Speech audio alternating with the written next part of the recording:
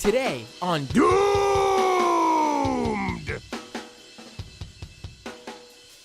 I mean, in the past 24 hours or so, we've transported. I'm trying to think of how to explain this. Let's put it this way. You unlock this door. Key of imagination. Beyond it. I'm not going to do the whole thing, but we've entered the Twilight Zone. Rod Serling could not have come up with an episode like, well, Rod Serling was actually very politically active and smart guy. So maybe he could have come up with an episode like this. But that should make it just as disturbing. We have entered the Twilight Zone here. Let me put myself up on the screen. Because in the past 24 hours, we have seen... I'm going to try to be as analogous as possible to the various things I've covered over the years. We've seen a police force brutalizing protesters in a way that I got to say had to be numerous times what we saw even during like Occupy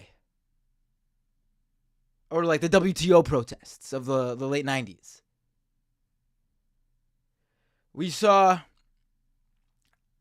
a misinformation / propaganda campaign from mainstream media in a way I haven't seen since post 9/11 drumbeat up to the Iraq War, the weapons of mass destruction. And then we've seen propaganda, which, I mean, I literally was like transformed back to like the BLM protests of the summer of 2020 when I actually gave firsthand testimony to New York AG Letitia James about what I saw while covering those protests from the police. I mean, this has been insanity. So let's just, I have a number of clips. It took me, the reason I'm late starting the stream is because there was so much to pull from, and I had to just grab the most interesting of the most important, the most must-see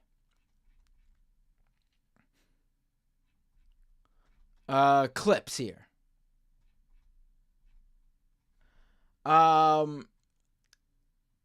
So anyway, late last night, like yesterday evening, NYPD forces start gathering in numbers that I had never seen before for protests like this, for student protest, campus protest, and encampment protest, at the behest of Columbia and City College, CUNY School. And they cracked down on the anti-war pro-Palestine encampments. Since last week's stream on Columbia, there was still the encampment on the lawn, but then a few nights, 1 or 2 days ago, a few protesters decided to escalate because discussions with the administration were breaking down without any movement. So they escalated. And they decided to take an action reminiscent of the Vietnam protesters on Columbia in the 60s. They did the same thing they did. They occupied Hamilton Hall, a building on the Columbia campus. And so they did that. They barricaded themselves in while there were still the encampment protesters outside on the lawn. Now listen, when protesters do this, they know there's going to be something that happens. Whether the administration, their threats work and it, it takes down the protest, or cops show up. But what we saw yesterday was over the top. cops on ladders breaking into windows, into the buildings, as if they were like, if this was like a hostage situation. And then while this is going, I'm not going to be covering this too much because this happened very late last night. It was like 2-3 a.m. on the West Coast, 5-6 a.m. on the East Coast, and I've been focused on the East Coast stuff because it's where I am. I'm a New Yorker. It's what I'm the closest to. It's what I have most knowledge about. But at the same time, the NYPD was cracking heads over at Columbia, over at UCLA on the West Coast. Pro-Israel right-wing mobs showed up, attacking protesters, throwing fireworks into their encampment. You can see video of protesters screaming as fireworks blast off. Them macing protesters who were just standing there. Some protesters even having discussion, trying to talk with the pro-Israel protesters, to have the just civil debate. And then as they're just talking, they get maced in the face with no provocation whatsoever. And of course, the police over there were there on the scene, but of course standing on the side of the right-wing pro-Israel crowd and just letting them attack the pro-Palestine protesters. Of course, that's how it usually happens. But back to here in New York and Columbia. So the city cracked down on those protests. They basically shut down the school. And it should be mentioned that the school, Columbia apparently is now remote full-time until the end of the year because of this. Explicitly after they said they had to shut down the encampment because the encampment was ruining the regular campus day life. So when the encampment was happening, classes were going on as usual. But the administration claimed that the encampment was a distraction and was interrupting and ruining classes, even though they were still happening. So they needed to crack down on the encampment. And now that the encampment is cracked down upon and there is a police presence all over Columbia, there are no more in-person classes or activities on Columbia until the year is over in a couple of weeks. Let's just get this straight here. Like, let's just really think this through here. Like, it is insanity. Insanity.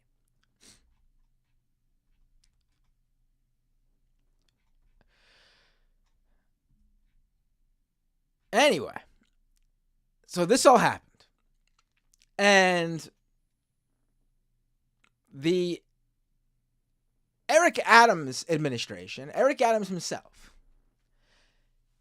along with the NYPD, their claim this entire time as to why this heavy-handedness, these heavy-handed police tactics, the mob of police, this gang of police, had to come down on 18, 19, 20-year-old students at Columbia and City College. Why did they have to do this? Their claim was it needed to be shut down for this. We needed to crack heads for the safety of those students. And why? Why did they have to beat up the students to save the students? Because they claimed that it actually wasn't mostly students. That's right.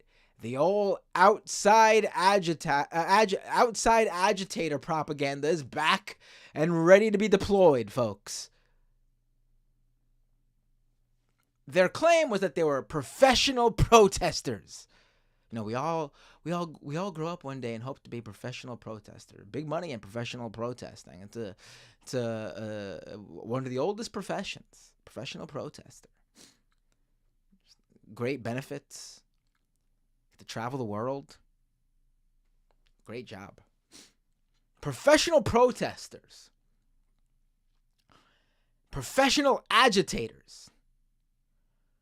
Were radicalizing. This is his words. Radicalizing the students at Columbia. And this needed to be put to an end. I mean, just think how fucking ridiculous that is. This refusal for these people in power to understand that these college students have fucking brains and that they're actually smarter than their dumbasses, and that they see and they hear and they read and they watch and they see what goes on, and they see the school that they pay tuition to, the role that that school plays in investing in arms manufacturers and other companies who play a role in the brutality that is going on in Gaza right now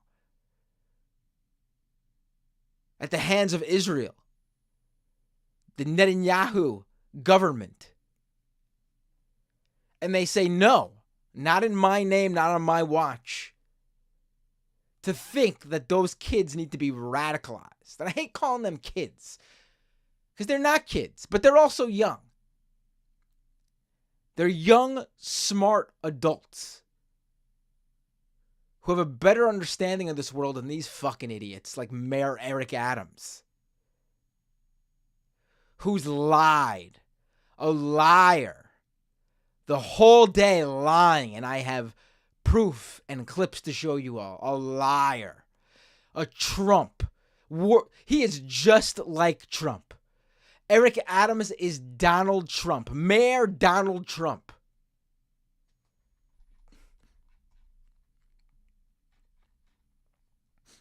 Let's get started to how this has been going down. So, all right. So the day starts. Let's start with this.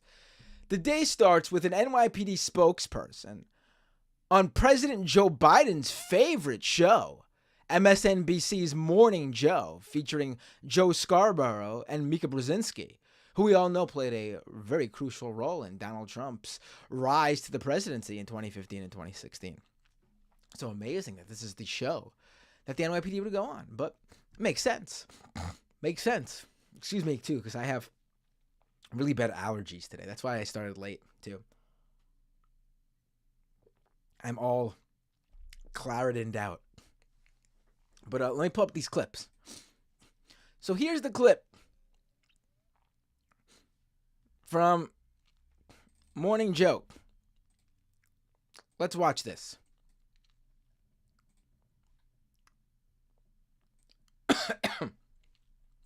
Tell us about this change. Yeah, so when we walk... All right, so he cut this clip shows the NYPD spokesperson here, Deputy Commissioner Shepard.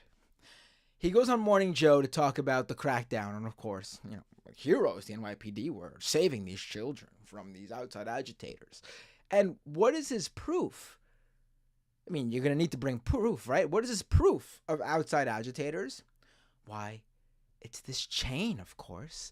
Listen to this, and if you're watching on the live stream, look at what he's talking about. And listen to Morning Joe. Listen to Mika Brzezinski playing along here. No questions asked, just eating up this propaganda, this NYPD propaganda, hook, line, and sinker, like a good journalist does. Tell us about this change. Yeah, so when we entered Hamilton Hall, this is not what students bring to school. Okay, this is what professionals bring to campuses and universities. So he's holding up a chain with a lock, and he's saying, I don't think students bring this to school. And Mika Brzezinski goes, I don't think so. These are heavy industrial chains that were locked with bike locks. And this is what we encountered on every door inside of Hamilton Hall. And so in order for our emergency services group to enter into the building, they had to first cut through these chains, but also get rid of debris and barricaded doors that were barricaded with refrigerators, vending machines, chairs, you name it. They pushed it up against those doors to try and stop us from coming in. But our guys would not be stopped. They did a fantastic job of entering into that location. So there it is. The proof. It was outside agitators. And it wasn't, the NYPD wasn't cracking heads of students. They were saving the students from outside agitators, professional protesters, radicalizing the youth. Take a look at that. You could see the logo right on the lock. It's a kryptonite bike chain. If you've ever been to New York, I've lived in New York my whole life, 38 years. All cyclists who have had a bike stolen in the city, which is a lot of them, go out and buy this chain after learning their lesson. In fact, if you're wondering how students could have got their hands on these chains, maybe it's because Columbia University sold this exact model. You can see right here, the second row here of this flyer, this official Columbia University sales flyer. It's called the New York Forget About It chain. It's so prevalent in New York City that the company named it the New York Forget About It chain. It's a lock, a bike lock, and a bike chain, a heavy-duty bike chain, specifically to deter bike thieves in the city. You will see these chains on bikes everywhere in New York.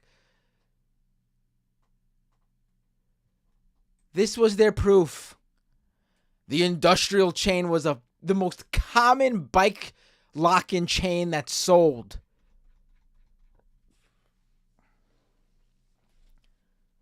I've seen those locks and chains in this city for decades. You wrap them around when you're riding the bike, either under the seat or just under the handlebars. It's a very common sight. I'm not even a cyclist, but I see cyclists everywhere. And if you're in New York, they're you can't miss them.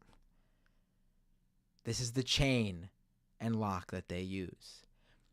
And the NYPD is lying about what it is. They're lying about what it is to somehow prove that students couldn't buy locks and chains. That these had to be outside. Like, even if it wasn't a bike lock and chain, how hard would it have been for a student to go to a hardware store? All over New York City, there's hardware stores. And to pick up a lock and a chain. If you're in New York City, you have a storage facility because you live in a small space. If you grow up in the city, you have a storage facility. I rent a storage facility. Otherwise, I would have nothing that holds any sentimental value from my youth or my children's youth because there's no room in our apartment for things like that. You can buy, and these are storage places all over the city on top of that. On top of the hardware storage places all over the city, you can buy locks there too. Heavy-duty locks. You could buy these stuff, and it's New York. You could get same-day Amazon delivery from their warehouses for so many products, including locks and chains.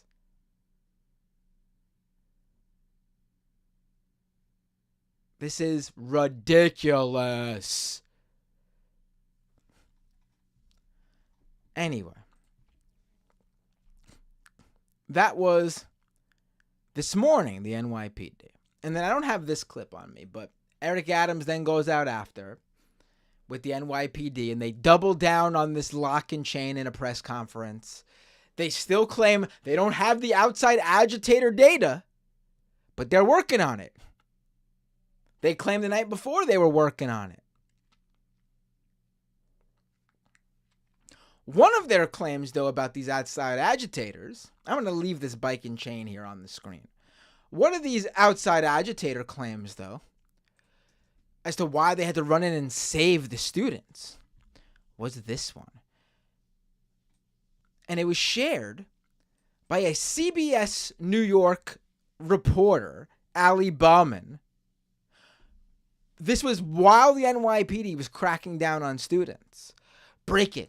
New York City Hall sources tell CBS New York evidence that the wife of a known terrorist is with protesters on Columbia University campus. What? The wife of a known terrorist? Her children are being radicalized by the wife of a known terrorist? The horror. Well, as you can see in that post, after getting over 1 million views on her tweet, she deleted it without any disclosure, any correction whatsoever. And why did she do that? Well, that's because the next morning, NYPD Deputy Commissioner, NYPD spokesperson here says, the unidentified wife of a man convicted of terrorism wasn't actually part of last night's protests. She says the woman was on the Columbia campus last week and that we have no evidence of any criminal wrongdoing on her part. So let's get this straight. Let's draw the line here. Let's put everything together here. The NYPD needed to show full force on student protesters to save the students from outside agitators who were radicalizing them. Who was this outside agitator? Well, we know they were there because they used the most common bike lock and chain in New York City, which students for some reason could not get their hands on otherwise. And also, one of those outside agitators who was with them with the students locked in Hamilton Hall was the wife of a known terrorist. But also, that wife of a known terrorist wasn't even fucking there for the past week and wasn't arrested last night because she wasn't there. And also, no evidence of any criminal wrongdoing on her part. And you know why that is? Well, that's because the AP News, Jake Offenhart of AP, reached out to this woman, Nala Al-Arian, a 63-year-old woman who went to the protests last week with her daughters for 20 minutes. She went to the encampment at Columbia for 20 minutes last week because she was inspired by the protesters, because she herself lost family members due to Israel's airstrikes in Gaza. And so she was inspired by these young American and international college students on Columbia's campus fighting for this anti-war movement, fighting for the rights of Palestinians in Gaza. She was the one influenced by them. A positive influence to them. And in terms of who her husband is. Her husband is Sami Al-Arian, a former computer engineering professor and prominent Palestinian activist. In 2003, he was arrested on charges of supporting the Palestinian Islamic Jihad group in the 1980s and 1990s, but a jury declined to convict him of any charges. The complicated case, according to AP, remained in legal limbo for years. Even after he took a plea deal on a lesser charge that his family said he accepted just to get out of jail and end their suffering.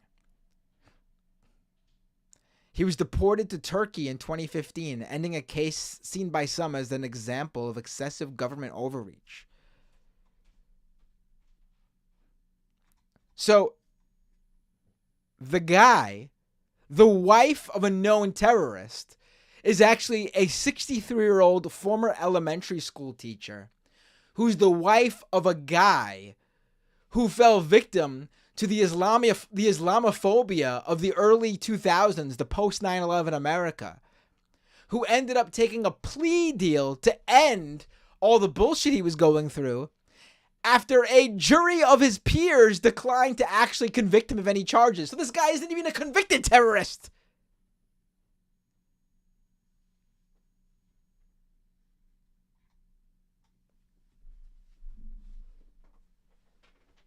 Like, this is, I honestly feel like I'm in Bizarro World. This is honestly worse than the lies Trump tells. Because Trump is really bad at it. And the media calls him out for it. And no doubt about it, I want to give a big shout out to, obviously, Jake Offenhart of AP. I want to give a shout out to Katie Honan of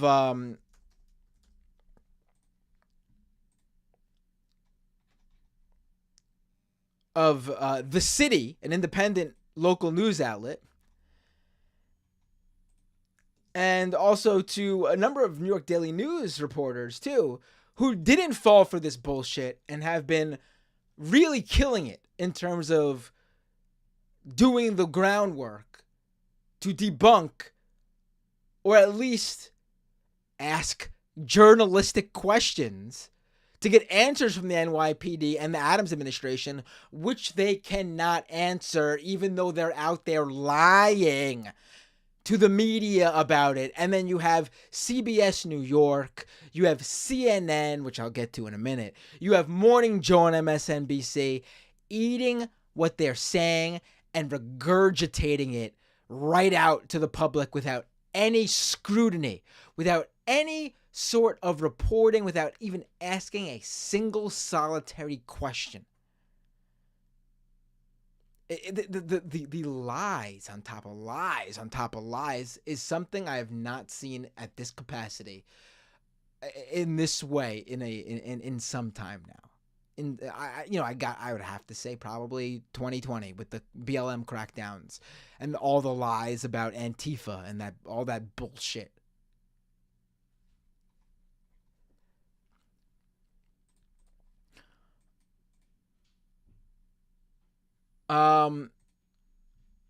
Let's get to CNN. Speaking of CNN, this segment from Dana Bash, after, again, on the West Coast, you have a pro-Israel right-wing hate mob physically assaulting and throwing firecrackers into the encampment, beating up, bloodying. I believe there were dozens of UCLA students who went to the hospital last night at the hands of a right-wing pro-Israel mob, backed up by the police who were there on the scene and let them do it. And then on the East Coast, you have the NYPD cracking down on student protesters in a violent fashion and then lying about it. Lying about why they did what they did and who was there and what went on. And this is what Dana Bash at CNN decides to go with. I'm warning you. If you think what the NYPD on Morning Joe said was annoying, this is gonna really fucking bother you. This is really gonna piss you off. Anti-Semitism, Jew hate, is nearly as old as time. There are fewer than 16 million Jews in the world. That's about 0.2% of the world's population.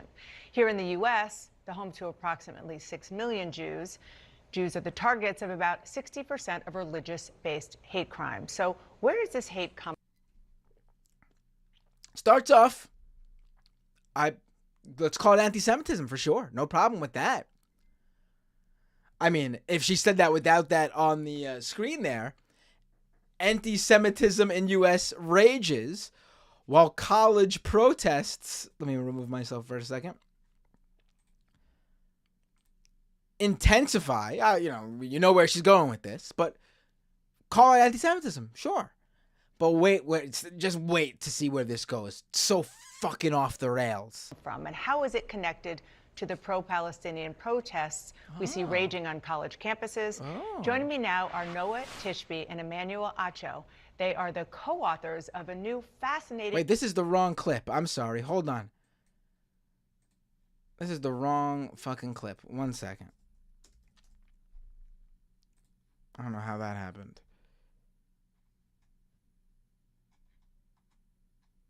Here we go. Yeah, I have no problem with that segment, how it went, how we heard that beginning part. This is the one that's gonna fucking piss you off.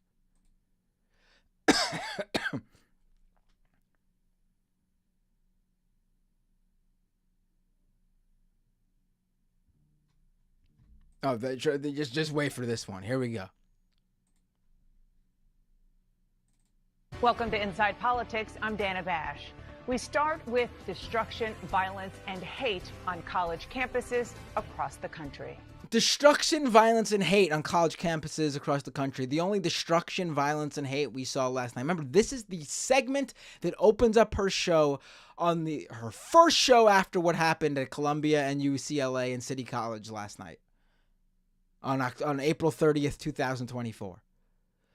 Unless she's about to go into a segment about the NYPD and the pro-Israel mob at UCLA, which I assure you she is not going to do, we're in for a real fucking crazy-ass segment here. This was the scene just a short while ago at the University of Wisconsin-Madison. Police clashing with protesters. 12 people were arrested. Hours earlier, protests rocked the University of Arizona, where campus police used chemical irritant munitions to remove protesters. Around the same time at UCLA, pro-Israel and pro-Palestinian groups were attacking each other. False. Even the LA Times, who was on the scene there, reported that it was the pro-Israel mob that showed up who was the ones physically assaulting pro-Palestinian student protesters. The outside agitators of the pro-Israel mob at UCLA are the ones who physically assaulted the pro-Palestine protesters. The LA Times reported it. They were on the scene. All kinds of objects, a wood pallet, fireworks, parking cones, even a scooter. And before that, the NYPD was able to clear Columbia University after protesters barricaded themselves inside a campus building. 300 people were arrested at Columbia and City College of New York. But it is unclear how many were actually students. Oh, here we go. New York City Mayor Eric Adams warned this morning that professional outside agitators are getting involved. There is a movement to radicalize young people. This is that press conference I was mentioning. I guess I didn't have to pull it because Dana Bash did the work for me. And I'm not going to wait until it's done and all of a sudden acknowledge the existence of it. This is a global problem that young people are being influenced by those who are professionals at radicalizing our children. And I'm not going to allow that to happen as the mayor of the city of New York. Many of these protests started peacefully with legitimate questions about the war. They still do. But in many cases, they lost the plot. In many cases, they lost the plot. What the fuck is she talking about? They're calling for a ceasefire. Well, there was a ceasefire on October 6th. Ah! You gotta be kidding me! First of all, how did they start out with legitimate questions when, like, the ceasefire is the number one demand of every protester? How did they lose the plot if this is the line of the line you're taking here? First of all, there was no ceasefire before October 7th because we know that a number of Palestinians were killed in 2023 before October 7th. The day before, Hamas terrorists brutally murdered more than 1,000 people inside Israel and took hundreds more as hostages. This hour, I'll speak to an American-Israeli family whose son is still held captive by Hamas since that horrifying day that brought us to this moment. You don't hear the pro-Palestinian protesters talking about that. We will. What is this show? What is this show? What is this?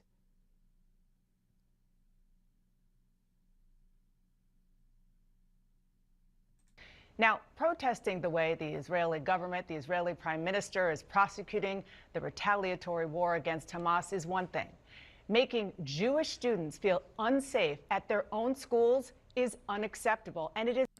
Jewish students make up the vast majority of the pro-Palestine, of the Jewish students.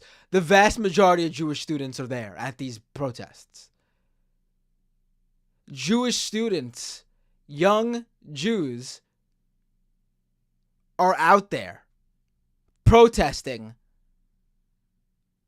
at the pro-Palestinian encampments. They are part of it.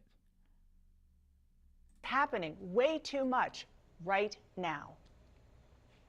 I'm a UCLA student. I deserve to go here. We pay tuition. This is our school, and they're not letting me walk in. My class is over there. I want to use that entrance. Why can't I go? Will you let me go in?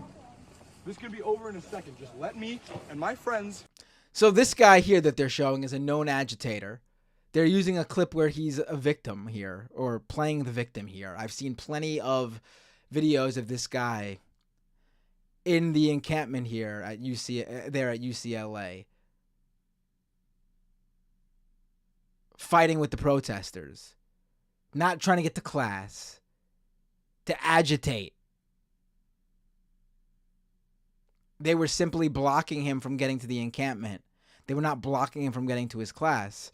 As many people who went to UCLA pointed out, there were numerous ways for him to get to where he wanted to go. He wanted to specifically go that way to agitate the protesters because that's where the encampment is. Go in. Again, what you just saw is 2024 in Los Angeles, harkening back to the 1930s in Europe, and I do not say that lightly. The fear among Jews in this country is palpable right now. Oh my God. Oh my God.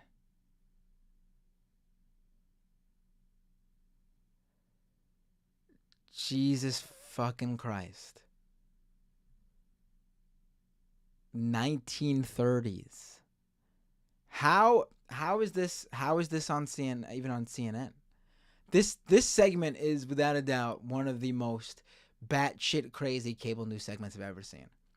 This segment will be used in journalism classes, in journalism schools, at universities and colleges for ages. On everything wrong with the media. Everything wrong with cable news. This is insanity. Insanity. She is insane.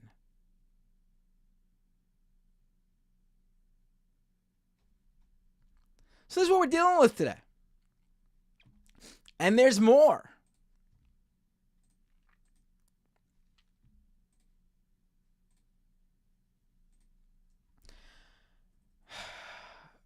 So we're still waiting for those while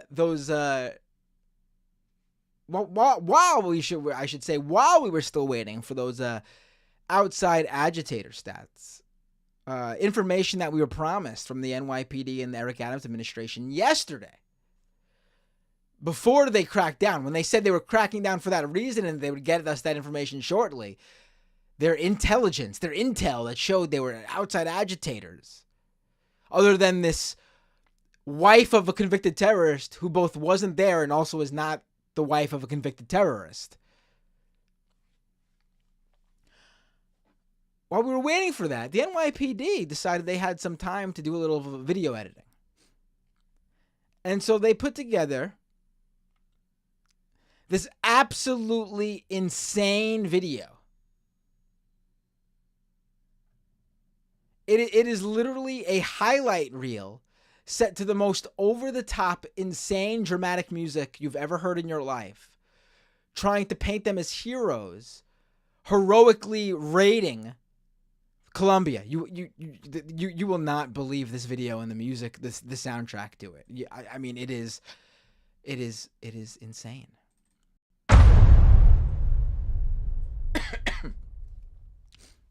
So now, right there, what I'm looking at, that's Hamilton Hall. He's on top of it. There's no, and that's the sidewalk, right? Which sidewalk would that be? That's Amsterdam Avenue. That's Amsterdam Avenue. Wait for it. So Hamilton is a little further down. Is this Hamilton right here? No.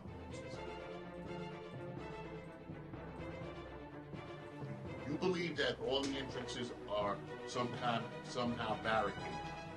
What entrance do we believe is the entrance where we have the least resistance? So they're playing up for the cameras, obviously.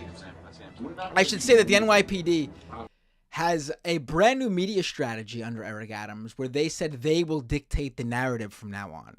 And they've been going on local news and cable news stations almost every day to dictate the narrative. That was their wording, by the way. They are going to dictate the narrative, they said. They use their social media platforms like little children, fighting with journalists and politicians that they don't like on the left. Complete lack of professionalism. But here we go. Wait for it. Watch this moment. Again, this is a video about them raiding a college campus to stop student protesters from protesting. Just here we go. Are you ready for this? Right. You got some planned protests up there. Yeah. We want to start getting the ball rolling.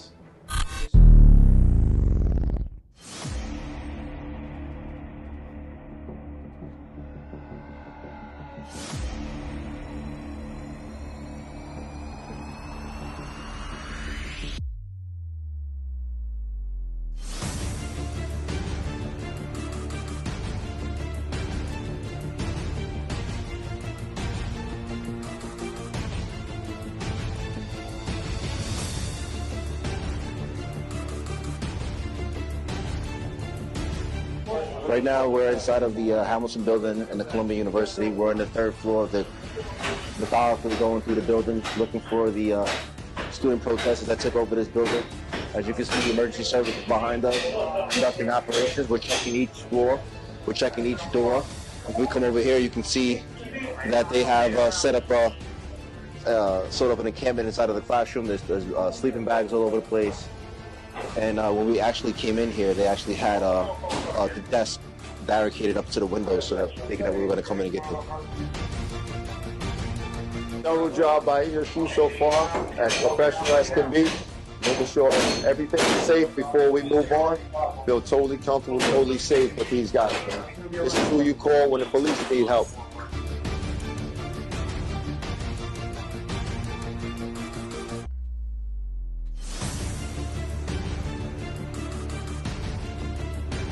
This is insanity.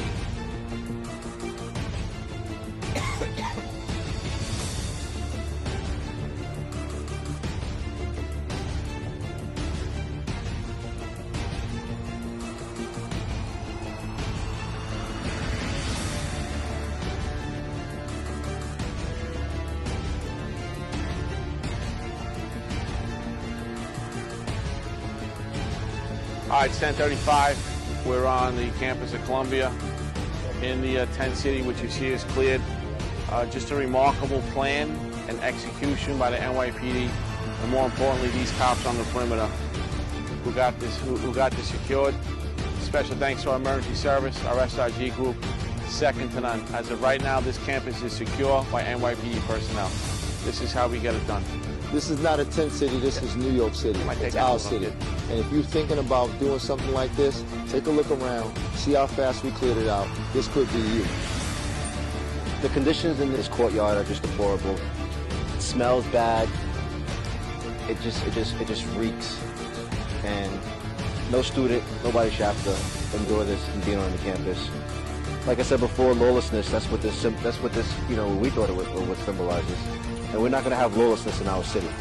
So Columbia reached out to us, we came in here, we took action, and this is the result of our action. To any other individuals that want to protest, there are other ways to do it besides setting up tents and living like this. This is not the way to get your point across.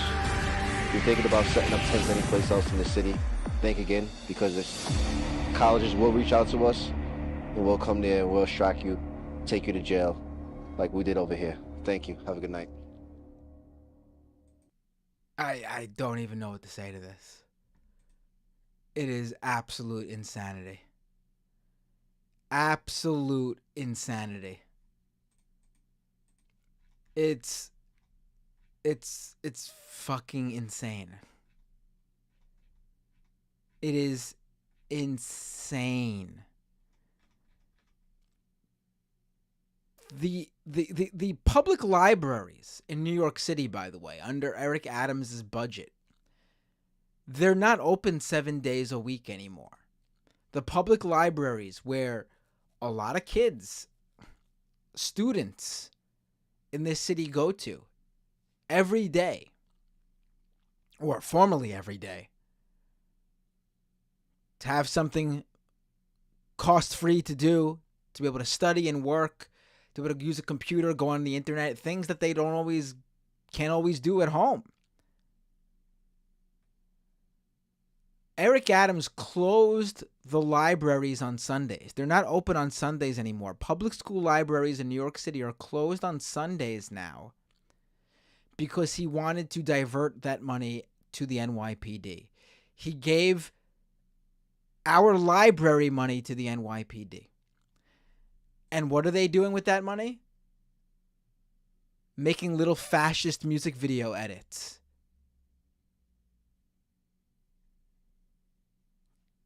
Knocking protesters' heads in.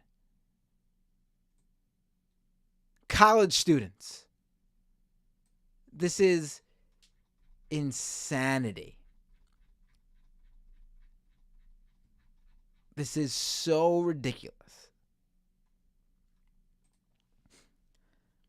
And I guess I'll end this segment. There's just so much to talk about, but we're running out of time here, and we're going to go to the second half of the show so we can take calls. I will be opening up the phone lines, take your calls.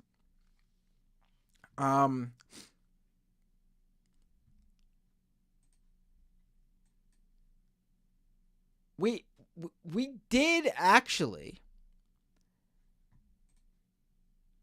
get an answer from Eric Adams today. I'm not sure if this is what they're going with definitively. I'm not sure if this is the final tally. But later this evening on MSNBC, it's now May 1st, obviously. The crackdown was April 30th. All the lying and deceit and these media clips I've played for you all happened on May 1st now. To end May 1st, Eric Adams went on MSNBC again. Different show, though. He didn't go on Morning Joe's show. And on this MSNBC show, they did have a reporter who brought up how, Mayor Adams, all these teachers I'm talking to at Columbia, they say that they recognized all the protesters who were there on the campus. They saw familiar faces inside Hamilton Hall. They saw familiar faces in the encampment. So what's the deal with the outside agitators? And if you were online today, you saw people speculating nonstop, complete morons speculating nonstop. Oh, I bet the vast majority of these people are outside agitators. These are professional protesters. These are just going to be a few college students who were, I think there was close to 300 people taken in by the NYPD. It's unclear how many people were charged but close to 300 were arrested or taken in on that last night, April 30th. But of those close to 300, I bet most of them are outside agitators, professional protesters, people trying to cause problems. Maybe Russia or China had something to do with it. Maybe they sent people. Maybe they sent double agents or special agents. Maybe, maybe that. Well, Eric Adams was asked, and he obviously was caught off guard. And here's his answer. Get ready for it. It's fucking fantastic. By all of this, but we've heard from your team that there are these nameless leaders who were involved. Can you tell us who they were, or at least how many of them there are? Well, first, I always suspected that something was happening, and I'm happy that the confirmation of my suspicion turned out to be accurate when our intelligence division briefed me on two particular individuals. One of them... Two people, he said. But get ready for it, because it's not even two fucking people. Listen to who one of these two people are. Particular individuals. One of them, husband, was arrested for terrorism. He's talking about the wife of the convicted terrorist who wasn't there, wasn't arrested, and is not the wife of a convicted terrorist. And just before he said that, he said he feels good that his suspicions were proven to be correct. This guy is a bold-faced fucking liar. Unbelievable. Two protesters, he claims, were not students, and one of them that he references isn't even a person who was there at the protests. Get ready for it, though. It gets even better when he's asked could you name them? Could you give me some more information about these people? As well, some of the paraphernalia and pamphlets that we saw, individuals we saw who were not CUNY students, were there training individuals. We saw the escalation of the tactics that were being used, and so it has been reported on some of the individuals that just stated. I choose not to give notoriety to people who participate in activities like that, but it has been online. The police department has reported, and I'm sure if you reach out to the intelligence division, they'll give you based on the information we want to release. And this is extremely active, continue to evolve, and we want to continue to do the thorough investigations that we have been doing. Guy is a liar. He is Donald Trump. He is the Democrats' Donald Trump. This guy lies through his teeth. He's a bullshit artist. He tells you one thing right into your face while he provides facts that fly in the face of that shit. He's got to go.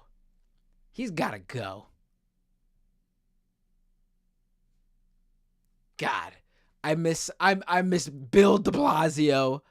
God, Mayor Bloomberg, Michael fucking Bloomberg was better than this guy.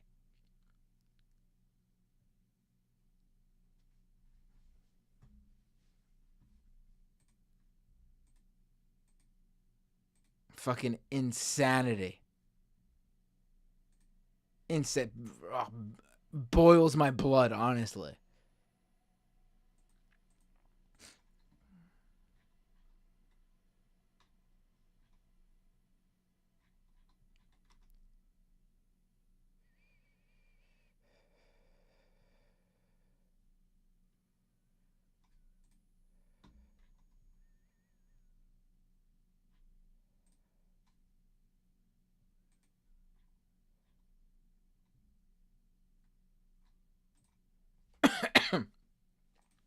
Just insanity.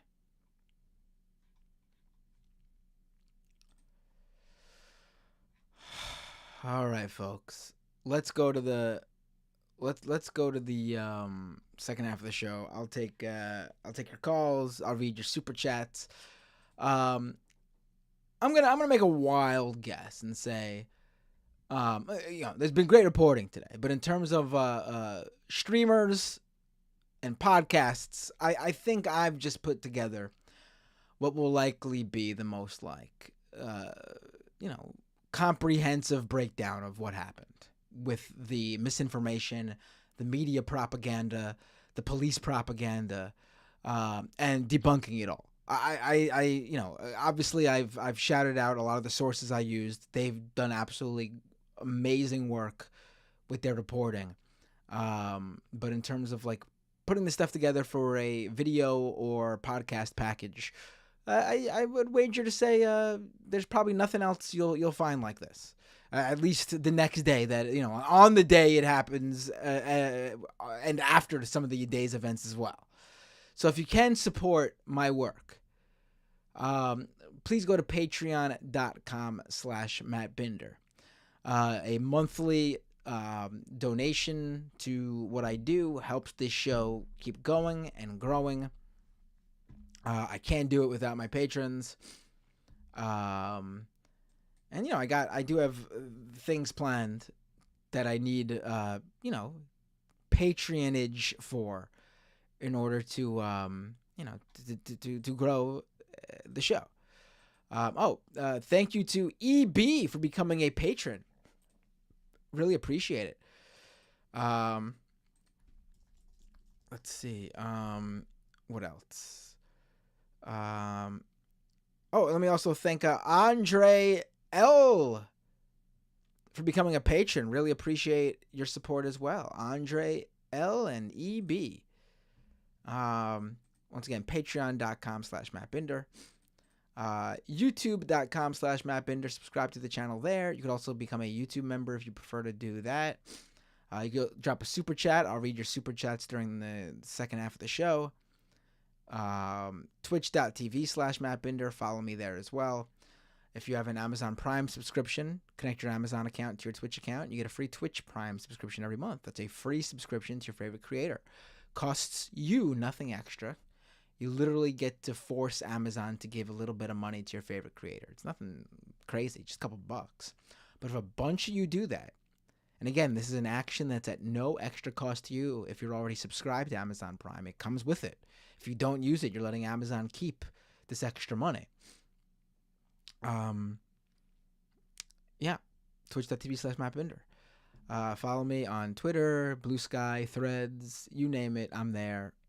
Matt Binder. I keep saying this. You probably heard this for weeks now. The newsletter is on the way. I just got to find... I actually have a bunch of articles with some, interesting things, not just like opinion pieces. I'm talking about like news stories that I'm working on that we'll hoping to get out on there very soon. What else? Doomedcast.com for the podcast version of this show. And, all right, let's go to the second half of the show. If you're watching live or if you're a patron, nothing changes for you. Stay right here. You're just going to keep listening to the show. Right on this stream, right on this feed. You're just going to hear some music for about a minute while I take a quick break, get a drink. And then I'm back taking your calls. If you want to call in, use Skype and search Doomed Live. That's Doomed Live. And from there, what else? If you're a freebie podcast listener, like you listen on Apple Podcasts or Google Play or Spotify, this is where the show does end for you. And to you guys, specifically, I'll say see you all next time on Doomed.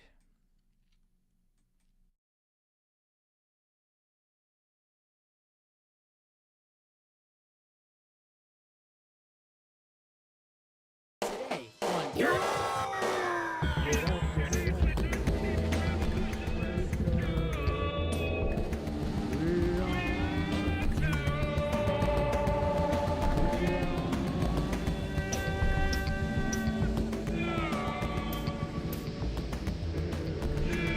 Ecological collapse, corporate fascism, corporate journalism, police brutality, voter suppression, austerity economics, educate the masses, rampant homophobia, armed strength.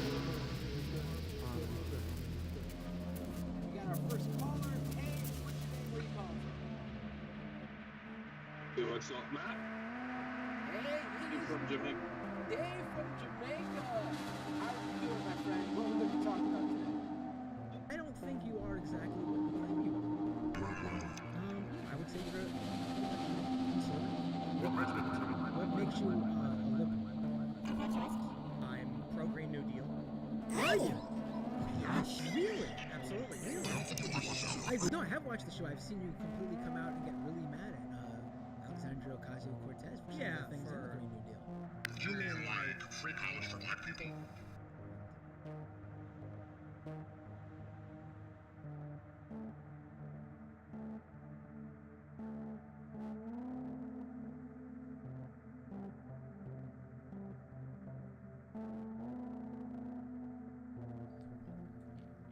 All right, we're back. Ooh, my headphones are really loud, so all you calling in was really loud. Oh, look, there's Eric Adams again. Oh boy. All right, let's go to the phones. Oh, I gotta say, thank you all for tuning in. Great time talking with you all. Ooh, lost like 100. A lot of viewers on the stream 2 seconds ago for the first half of the show. We had like 500 people almost. With the Twitch users, with the Twitch viewers, it was over 500 people. Let's do calls now though. All right, let's go to the phones. Hey, what's your name? Where are you calling from? Oh, good evening, Matthew. This is independent presidential candidate Robert F. Kennedy Jr. I'm so glad you're calling in right now, RFK. I could really use it. Perfect timing. I could use a nice conversation with my favorite presidential candidate who calls into the show. Well, thank you. It's always a pleasure to speak with you, Matthew. I've been keeping up with several of your articles on Potato Mashable, and it's very interesting reading. I definitely appreciate your point of view. Ah, thank you. So what was it to talk about, RFK? Or can I call you? Or can I call you Robert? It's fine if you call me Bobby. That'd be fine. Bobby, right? I forgot that you go by Bobby, right? Matthew, I think we're close enough by now that you could refer to me as. Listen, I was on the other end of your calls on Ring of Fire for many years, patching Sam through when you were on that show before you were removed. Well, that was a very stressful period of my life, and but I certainly appreciate the time, Matthew. Thank you. I think the most important thing to first get off of the table here is my exciting announcement of my vice presidential candidate. Oh, right. I totally forgot who it was already, honestly. Well, I think because she'll be bringing lots of vitality and excitement to the tickets. She'll soon be a name that everyone knows. What's her name? Hold on here. Brew McClanahan. Oh, I don't know who that is. I'm sorry. Oh wait, no, I'm sorry. Nancy Callahan. That's her name. Wait. Oh wait, the first one wasn't correct? No. Hold on. It's here somewhere. Oh boy. Oh, Nicole Shanahan. That's her name. Oh, that one does sound familiar now. Okay. The energy that she'll bring to the campaign, I think, will be a really attractive proposition to suburban women who will be vital to my election. Who will be what? Vital to your election? Vital. Vital. Okay. It sounded like you said vile to your election. Yes. Now, apparently she has a few issues people are bringing up. And I'd like to clarify that her positions are very strong in these areas. Oh, what are those? She has said that IVF is a lie. Ooh. Ooh. And That well, seems like a. you know, if you think about it, popcorn is a lie. It doesn't really exist. Popcorn is a lie. What do you mean? Are you aware that microwave ovens give you cancer? I mean, I've heard something to the effect of like You've heard Joe Biden wasting time talking about gas stoves. Oh, Well, right. We're going to make sure that every microwave is removed safely from American homes because of the cancer risk. It's something that no one really knows about, Matthew. You want to remove every microwave from? Oh, interesting. So, just no. It's not like so. Just to be clear here. Yes. The Biden administration is not getting rid of stoves. They just want to see gas stoves be replaced by electric stoves. There would still be stoves. But you're saying that there should just be no microwaves. Well, stoves are dangerous enough, probably. I'm not sure about that, but I do know that microwave. I mean, what goes on inside that chamber? Nobody knows. You close the door and the light goes on, but besides that, no one really knows how those things work. It's something we need much more research on. Just like the vaccines, we need much more research on. And under my presidency, we're also going to stop all medical procedures because they all need to be halted and reviewed for their efficacy. So you're gonna. It's a big undertaking. It's a big undertaking, but I believe we do these things not because they are easy, but because they are hard. See, we choose all these other things and the other things. Because look, I'm not. Let's move. Let's move on. What else do you want to talk about, Bobby?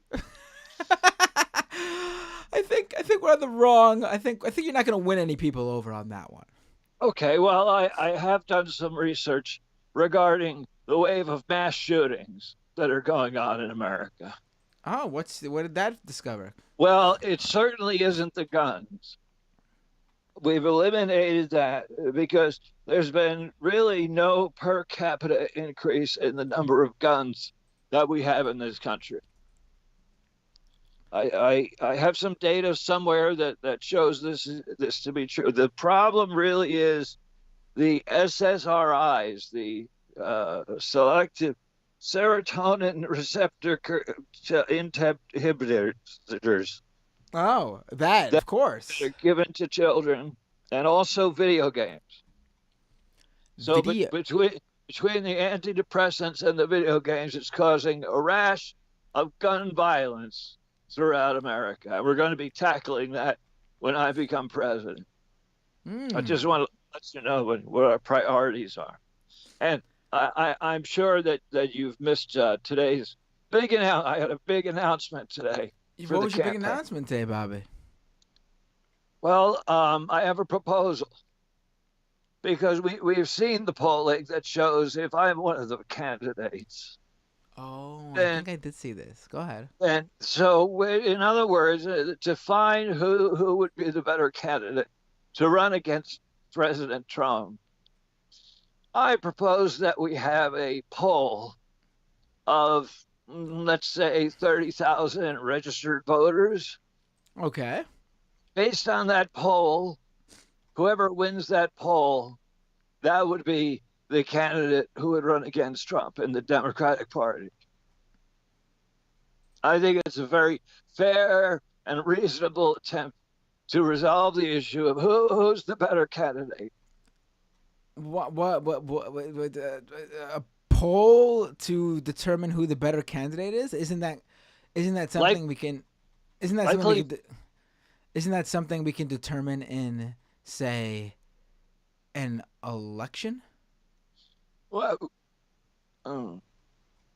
yeah, but then I wouldn't be as easily on the ballot if I wasn't able to secure the Democratic nomination for President of the United States.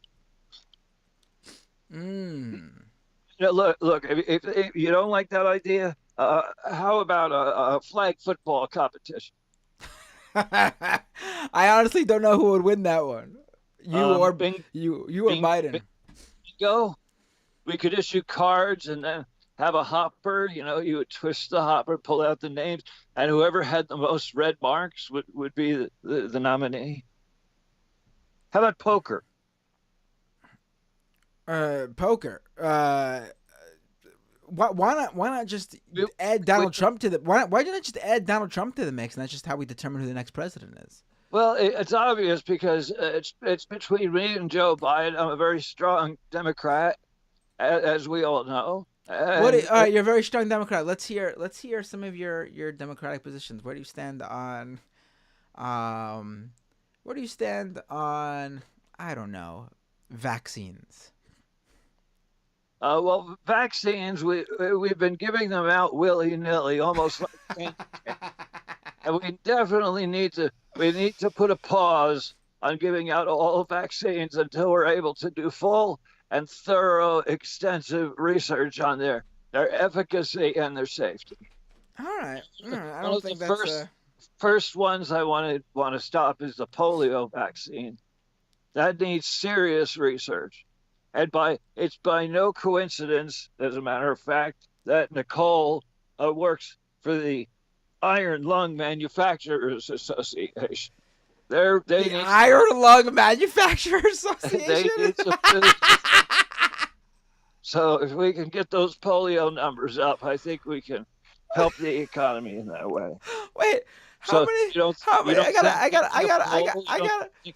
I gotta ask you. Taking a poll would be a good way of deciding who should run against Trump. Should we poll the Iron Lung Manufacturers Association members? I do have those numbers. I don't have them handy, but wait, numbers with an S at the end. Oh yes. They're really gearing up. They're expecting banner business in the next few years. I'm not exactly sure why, but okay. I really know my policies. The Iron Lung Manufacturers Association. How many? I gotta look this up. How many? Are there even any left? I think the companies that made the Iron Lung, or I think there's no more. I think the Iron Lungs that are out there are just, that's it. Just another policy made by the government which crushes small businesses. Mom and pop Iron Lung manufacturers hurting. They need the business, and there's only one way to provide it. Wow, it looks like the Iron Lung lobby got you in their pocket, Bobby. What if Joe and I played Monopoly, and whoever won would be on the ticket in the poll? Monopoly is a long game. Monopoly can be a long game. It can be. Well, we've got 6 months, so here's 6 month long Monopoly. Certainly would be easier listening to me than listen to the Republican candidate. Yeah. Well, Bobby. Don't you agree, Matthew? Let me. Yeah. I do want to ask you this. Do you plan on? I mean, obviously, it seems like. First of all, I don't know if there's even going to be a presidential debate. I'm not sure that Biden and Trump are even going to agree to it. But if there are, it does seem like you will be excluded. Do you have any plans to do a debate with, say, the Libertarian Party candidate or other third party candidates?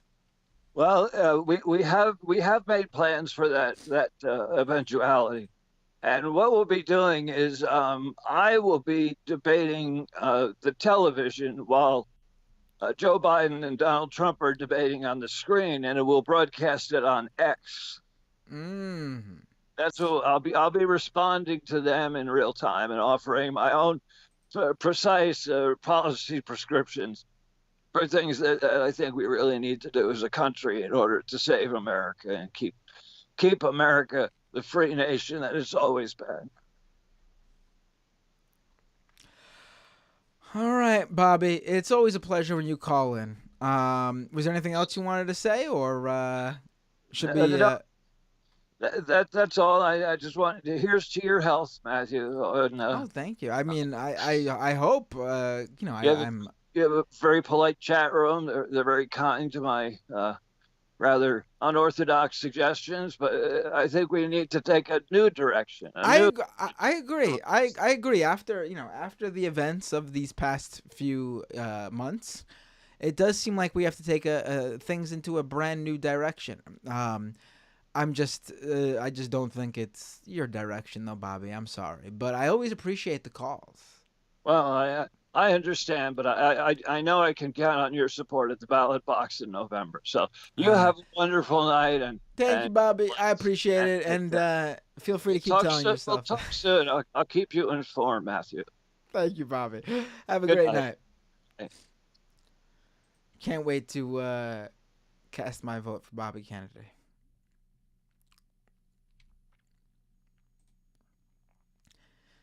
Hey, what's your name? Where you calling from? Hello, this is Uncle Ali. Oh, we got another caller. Hello. Yes, but this time it's a former president, a former chancellor, in fact. Former chancellor leader. Of who? Of what? Let's say a notorious. I called in because I want to make a complaint. I want to file a complaint. This might be the first time that somebody mentions this. Well, basically, I want to complain that everybody lately has been copying me and has been throwing my name around. This is an immense breach of intellectual property. Starting with the state, with the Zionist state of Israel, because everybody keeps comparing themselves with me. Are you calling from beyond the grave? I'm calling from, as I've always said, from inside Elon Musk's chest. Oh, I thought you were actually. Patagonia. I actually thought you were gonna. I thought you were gonna really do a real good callback, and I thought you were gonna be like, I'm actually calling from where. Wait. I was gonna say. You know how dear Elon is. It's a bit of like a mixture of science with black magic, all that kind of. Well, I thought you were gonna say. Focus. I thought you were gonna say that you're calling me from where you've been for the past couple of decades, and that's in hiding out in Patagonia. Remember the call with Bad Empanada? I called because of that. This would be bad strudel, in any case. I didn't know you watched that debate. Yes, I did. Usually what we would do in my case, I never had like a good debate. I usually would rant. And I think Badim Pana had the possibility of a good rant, but he got carried away, I think. I got it. All right. Yes. Well, what did you call him to talk about? The complaints about everybody's comparing their opponents with me, and there's only one me. There was only one me, and only one platform. Also, I want to wish a happy May Day to everyone because, of course, my party was a workers' party, even though I infiltrated it for the Bavarian Polizei. And you were a socialist, of course, as we all know, right? Never. Nein. Arbeiter, ja, but not nein. Nicht. Never, niemals a socialist. That's why we all got this stupidity going on of comparing my quote-unquote good works and this breach of IP. So what's wrong with this Netanyahu, the Zionist? Is he like jealous of me or something that he's trying to copy me? Oh, I don't know. And this beating up Judean students at the university. Is this like why are they copying me? I will say that. Let me ask you this while I have you on. Like usually I would not take your call, obviously, but while I have you, why not? Let me ask you. I'm actually the only person who actually is experienced with your beat. Am I not? I don't. Yeah, I'm talking within Elon's chest. The problem is I can't believe I'm telling this to you, sir. I don't know why I called you sir either, but You can use the F word if you want. My allergies are so bad right now that if I were to laugh or express any emotion, I'm allergic to you.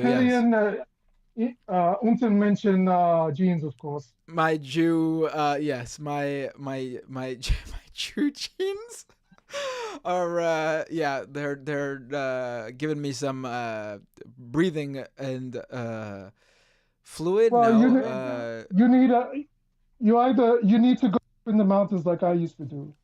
I thought I was going to say something else. I was going to recommend something else. Well. No, so let me ask you this: What do you think? Me. What do you think of? Do you think anti-Semitism is worse than it's ever been since the 30s? They're making a mockery of anti-Semitism.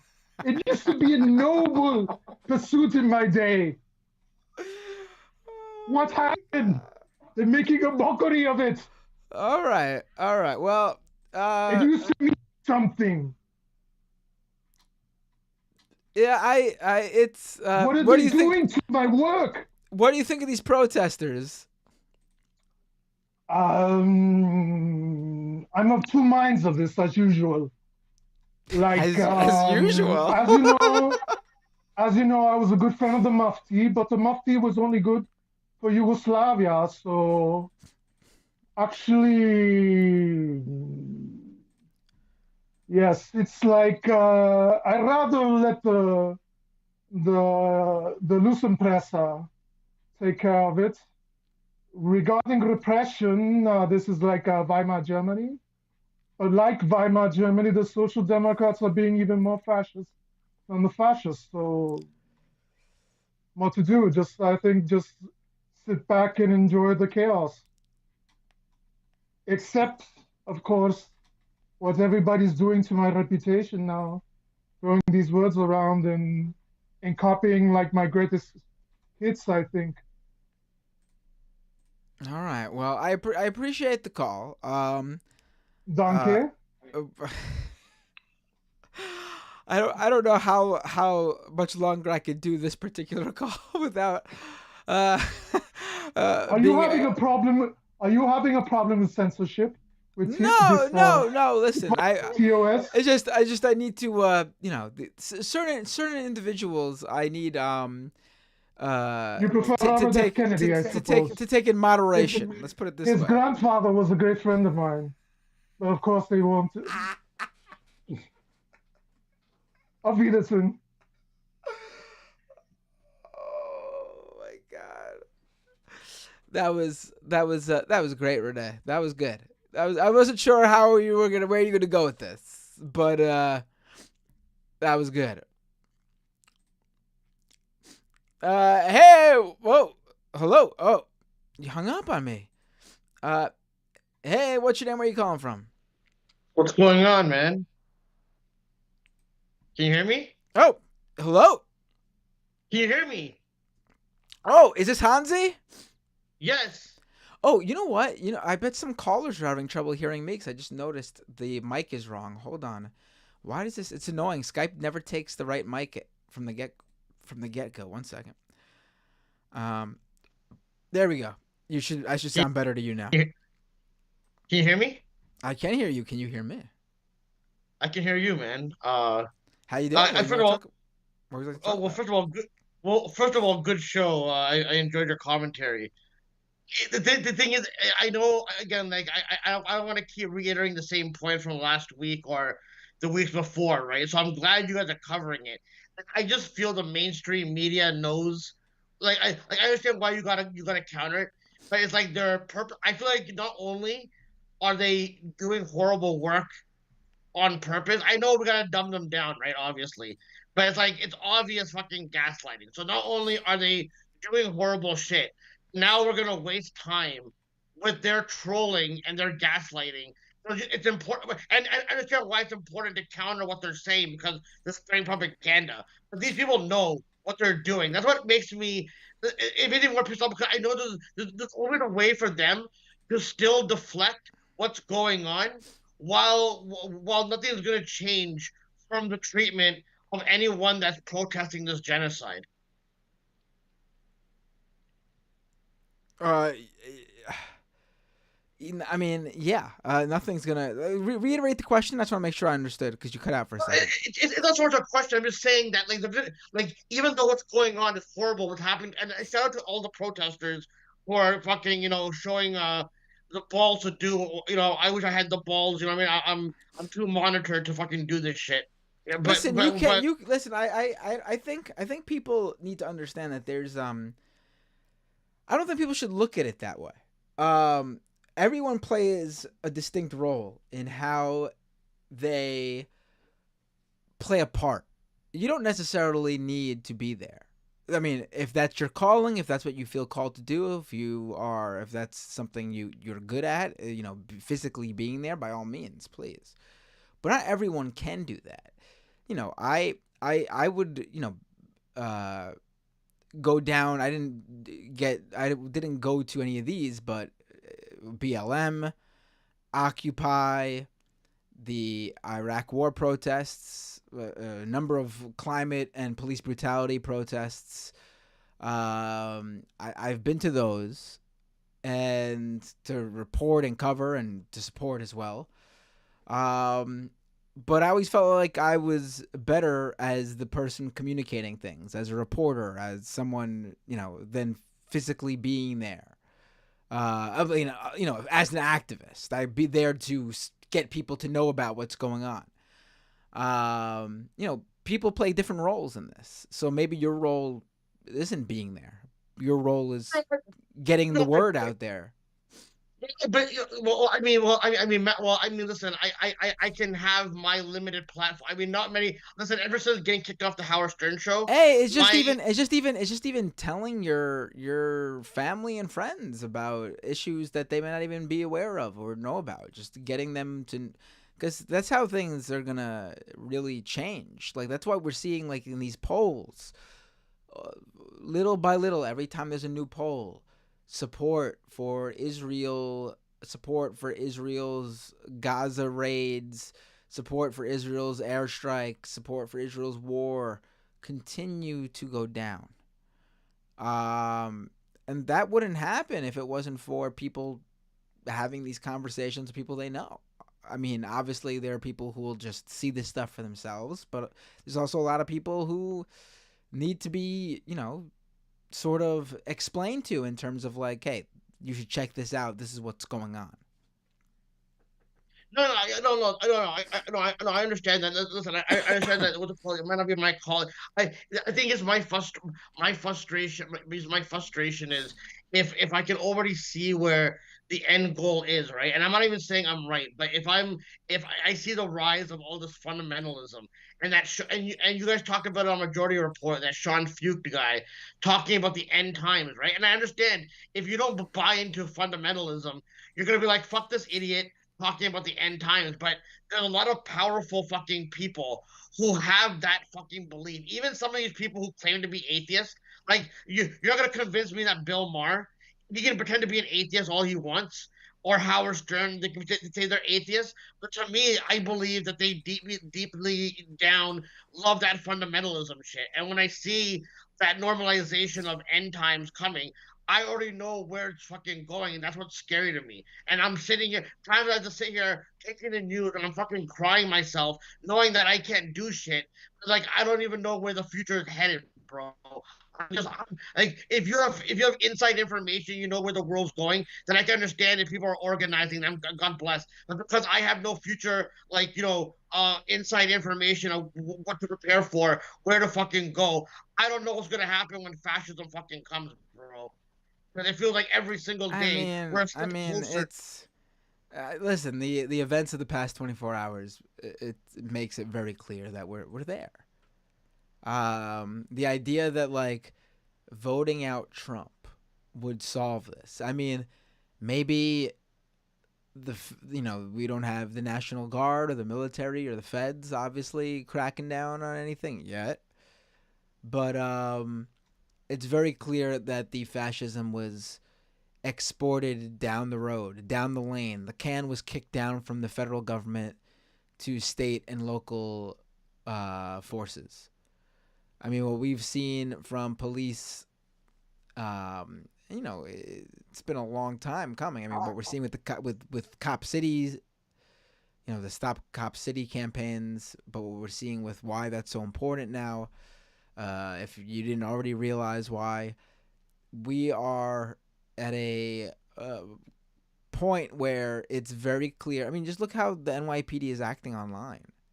They are unhinged. They are dictating the narrative according to them instead of just doing their job as, we know this is not, we know what their actual job is, but their stated job is to be civil servants, to serve and protect. What is this? I mean, it's obviously even the facade is just it's just completely bullshit. By the way, there's somebody in your chat, and okay, for the most part, your chat's lovely. They're here and there now. I've seen some like snide remarks towards me, and one of them is like, right now because I'm talking about the Christian fundamentalism. They're like, "Oh, look at the Quran for fun." Yeah, I don't support fundamentalism in any fucking religion. You know what I mean? Like, I'm not a fundamentalist. I don't. That's why I don't fuck with. I'm a spiritual person. I don't fuck with religion. You know what I mean? Like I don't. Whether it's Islamic, Judaism, or Hinduism, or Christian, I don't fuck with the fundamentalism element. I'm really against people who are religious, who are good fucking people. I'm not generalizing, those kind of people. I'm talking about the fundamentals that have power, who use religion for their fucking right now you see. Both the Christian fundamentalists are like elements of them are on the pro-Palestinian side, and other elements are on the pro-Israel side. And I feel like they're taking advantage of that to lure people who are going to be marginalized from all this into their fundamentalism. And it's scary. I want to point that out, but Matt, I want to get your thoughts. I want to have a discussion before I go. I knew you were going to talk about this mostly, and I know other callers will call in, but did you see Jerry Seinfeld's fucking comments? Oh, yeah, he's a fucking idiot. What else is new? He doesn't know what he's talking about. This dude got pissed about some shitty-ass joke that he told college students like 5 or 6 years ago. He told this story about how he gave a shitty joke about like a gay king or something, and the college students didn't laugh at his joke. And he's completely thought since that moment, and he's done this story numerous times, that the reason they didn't like his joke is because they're too stuck up and woke.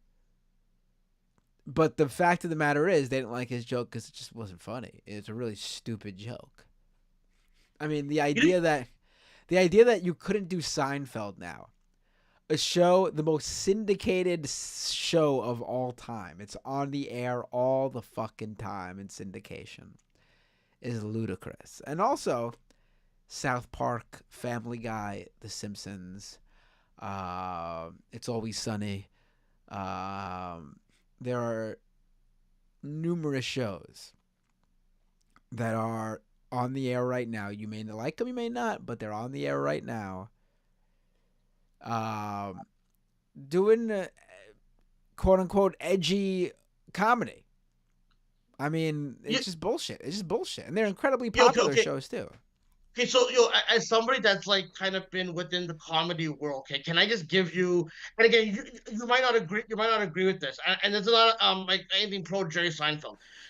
Anything that's funny can be fucking funny, right? Whether it's an edgelord joke or something that you got right. Listen, I've always said like if you could joke about anything, but you gotta be funny. Like you could make a joke about anybody. You could joke about LGBTQ people. You could joke about any race, religion, anything you want. If the joke is funny, people will laugh. Okay, so but the problem is a lot of these guys just aren't funny, and so they think it's because of their edgy joke. When the fact that like, listen, if you just did a bad joke that wasn't edgy, you probably wouldn't get as much shit for it. People wouldn't laugh, obviously, but that's it. But yeah, if you're if you're doing an edgy joke and it's not funny, then you're gonna get shit for it. It's that simple. You wanted to shoot for the stars and you fucking failed. You missed the landing, so you're gonna fucking burn like a crisp into the sun, right? I mean, you go for that. You take the consequences of failing at that. But if you make an edgy joke and it's actually funny, it's completely worth it because people will fucking love it. So Matt, so my whole point, okay, my point is this, okay? People automatically think when corporations get involved with comedy, it's always designed for them to go, oh, make something quote unquote too PC. In my personal opinion, what's it called? If someone does a liberal PC level thing, right? That can be funny, but people automatically think because someone says something edgelordy that it means that it's against what the system wants. No, the system likes racism, misogyny, homophobia, and all that. So those edgelords, I'm not saying that jokes can't be funny, but they act like their fucking narratives because it's more edgelordy that it isn't PC as well. If you're doing those kind of jokes punching down, right? You know you're uplifting the system who want that kind of regressive level thinking. So those edgelords are also as much as PC as the fucking PC libs they complain about.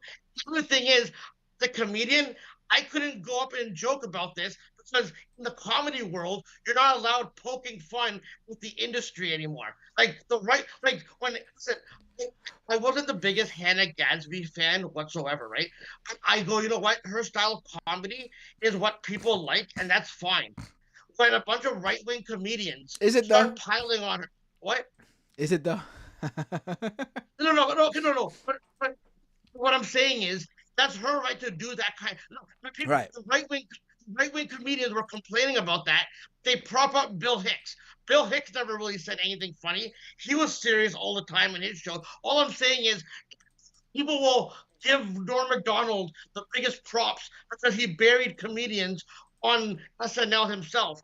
If I joke about, let's say, Jim Brewer doing right-wing fucking comedy, guys like Bill Burr will be like, why are you making fun of a fellow comedian? When all these guys do the same exact fucking thing. That's my issue, bro. That's my issue with the whole thing. They think, you know why TV and movies suck? I'll tell you the reason why. It's because the entertainment is going into the political world and in social media. Billionaires fund a lot of the viral videos that go on we manifested our entertainment to these viral videos. No one's watching television and movies. Only time we're talking about it is through a culture war. So is television and movies really good? The entertainment now is social media. Even through these political stuff, everything has to have some kind of comedy tinge in it. Again, I don't know if you'll agree with me, but I'm just saying that's how I look at the comedy world and entertainment world and where it's going now. It's not even about TVs and movies anymore. Yeah, that's definitely part of it. Which means you don't agree with it. I get it. No, I do. I actually gotta blow my nose. My allergies are killing me. Do you want to? I'm gonna go off camera for a second. You want to talk about the next topic? You want to say something about wrestling, and then I'll listen and come back in a second. All right, fine. I'll take over your show for a minute. Just take over my show for a minute. I can't. I'm dying here. Give me a second. Bill, you, Hansi. You're on the air. Someone says Bill Hicks was funny. No, I'm not saying Bill Hicks wasn't funny. I'm just saying most of his comedy was never really a punchline type of thing. Most of his comedy was always him being serious and going on fucking rants. How is that any different from what I'm not saying it's to love Hannah Gadsby. All I'm saying is that's her right to be a comedian in that way. What? No one's stopping other people and how they're being comedians. That's my whole fucking thing.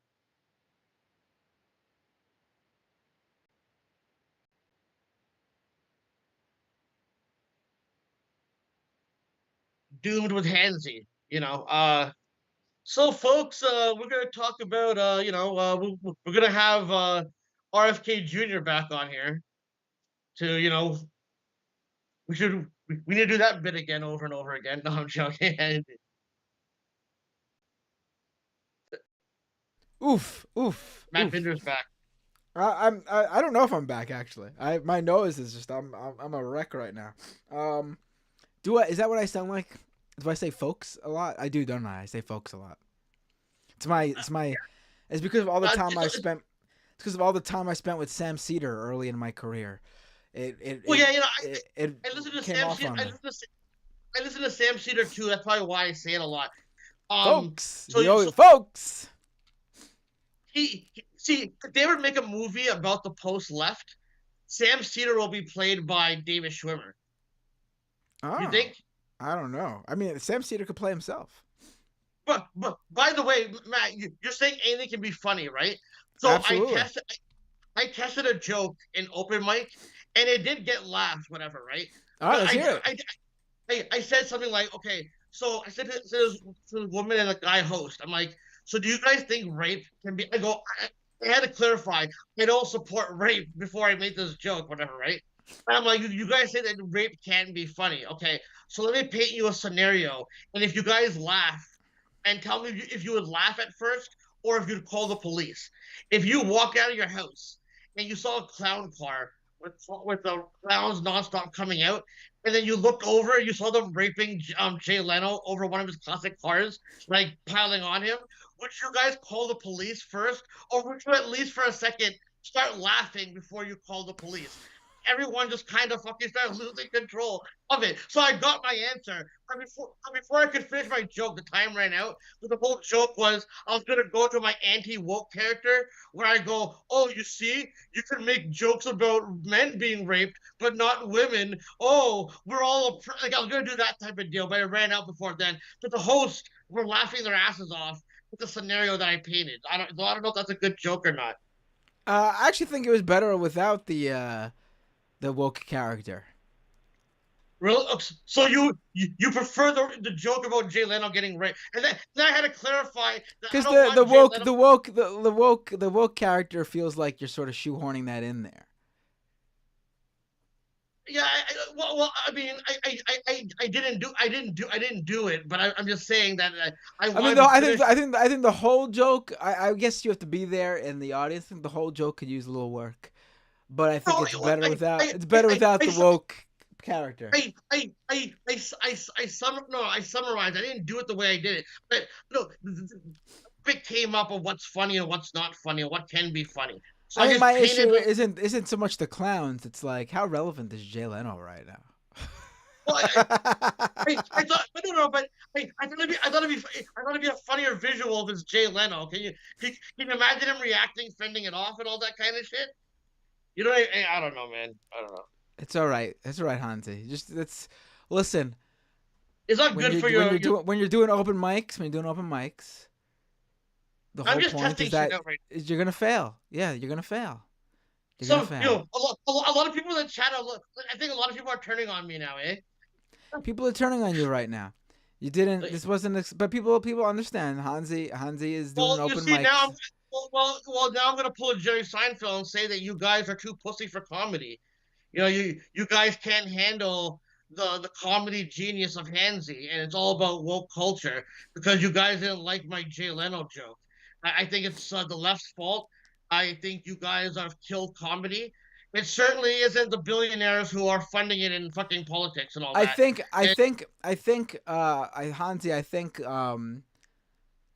I do think you could joke about anything, if it's funny. I think like the subject of rape though, it's gotta be really funny and poignant. Okay, fine. There's definitely been jokes I've heard, usually from women though, that about rape that work. Okay. It's a tough one to be pull off. Hey, do you remember that Superman joke from back when you were a kid? For some reason, there's a Superman joke, and back then everyone used to tell the Superman. Even in that movie, Hollow Man, they told the joke, and it used to pass. It was like Superman was on his day off, and he decides to he sees Wonder Woman in the beach, like in a nude beach, just laying there, and he's like, "I'm Superman. I can just go fuck her right now, and she wouldn't even know." And then he does it. And then all of a sudden, Invisible Man shows up, and Wonder Woman goes, "What's wrong?" He goes, "I don't know, my ass hurts." Basically, remember that? Do you remember that joke? That's like a really old joke, though. No. But Hansi, let's move on. I thought let's move on. This is. I'm not telling the joke. What I'm saying is I'm not telling the joke. All I'm saying is they normalized that kind of joking when we were kids, and we didn't like. For example, so what's wrong with that? Why all of a sudden does Superman want a day off, and all of a sudden he decides to become a complete rapist? Like, you know what I mean? Like, all of a sudden, he has a day off, and that's what's... Hansi, let's move on. I think we're spending too much time on this. I thought you were going to throw a quick joke out there, and now we're... I'm debating with you what's called what's fine in comedy. Since the left are the ones who are gonna fucking determine what's funny and what's not, right? Because according to Jerry Seinfeld, you guys are the ones killing comedy. I think there's way better ways to push back on Jerry Seinfeld than this route that we've taken.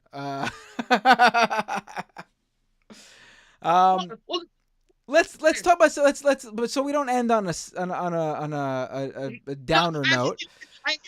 Let's move to a quick, completely other topic. Wait, hold on, one fucking second. Hold on 1 second before I move on.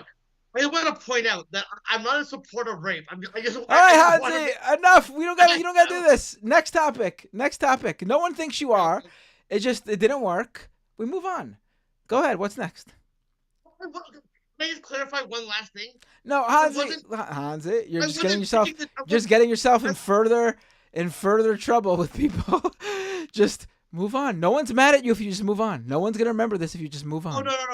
You gotta remember that I'm gonna get mentioned in my fucking Twitter for the first time in a year. No one's gonna say anything to you if you move on. Well, so what's going on in wrestling? What's happening in wrestling? What do you want to talk about in wrestling? Speaking of rape, what's it called? Tony Khan compared WWE to Weinstein. We didn't even have to segue.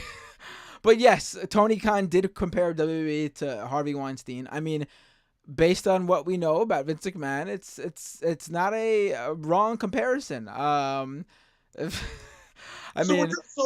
Maybe the whole company, but we know that there's a number of people in the company who knew about Vince McMahon's or was aware of Vince McMahon's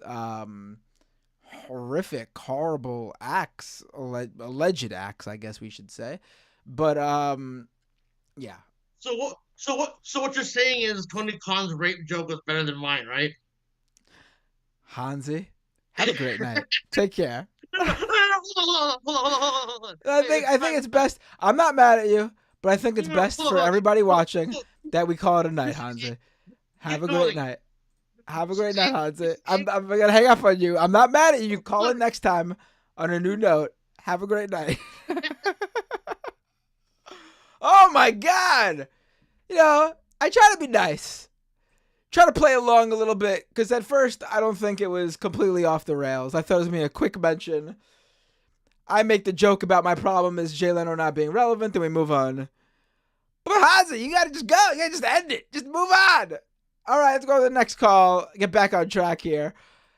I'll take your call next time, Hansi. You're not punished, or I'm not mad at you. But hello. Sometimes this doesn't work. All right. Hey, what's your name? Where are you calling from? This is Osama. Usama, how you doing? Good. I was listening to the Hansi thing.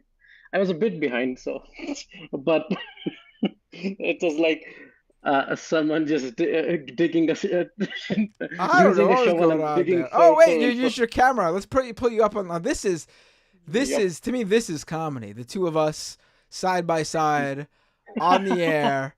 With hair like that. Your hair outdoes mine. My hair is too flat right now. I'm kind of jealous of your hair. Is it naturally like that?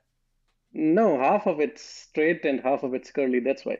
My hair is really curly. So the bottom part is trying to do what it usually does, but then the top part has been permanently straightened, so it doesn't know what to do. And apparently it just decides this, whatever the hell this is. I don't know how it would be if it was the reverse of it, That would be comedy. Like, just somehow straighten this part, but this part's curly. I guess I don't know how that would work. Actually, no, I can't think of it. It looks good though, whatever it is. Whatever you got going on there. I like the style.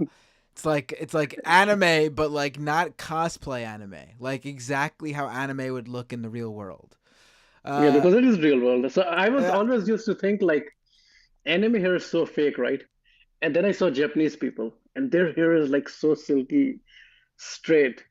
And then if they do something like they call it Japanese hair straightening, don't they? I used to do that back in the day when I was a young Matt Binder and I wanted my hair to be super straight. It takes a lot of work. You gotta and you damage your hair. I wouldn't do that now. It's not that. Yeah, but it's like. But I'm very cautious. Session. I'm aging. I'm very cautious about keeping my hair for as long as possible. So I'm not gonna do anything to damage my hair. You have it in your family, basically. Like my father lost his hair, but my brother's losing his hair. Why is my white balance all over the place? Sometimes it's bad, sometimes it's good. Today it's just going nuts. Cameras are really hard. But no, right, so what do you want to talk about? I'm sure you didn't call in to talk about hair. Yeah.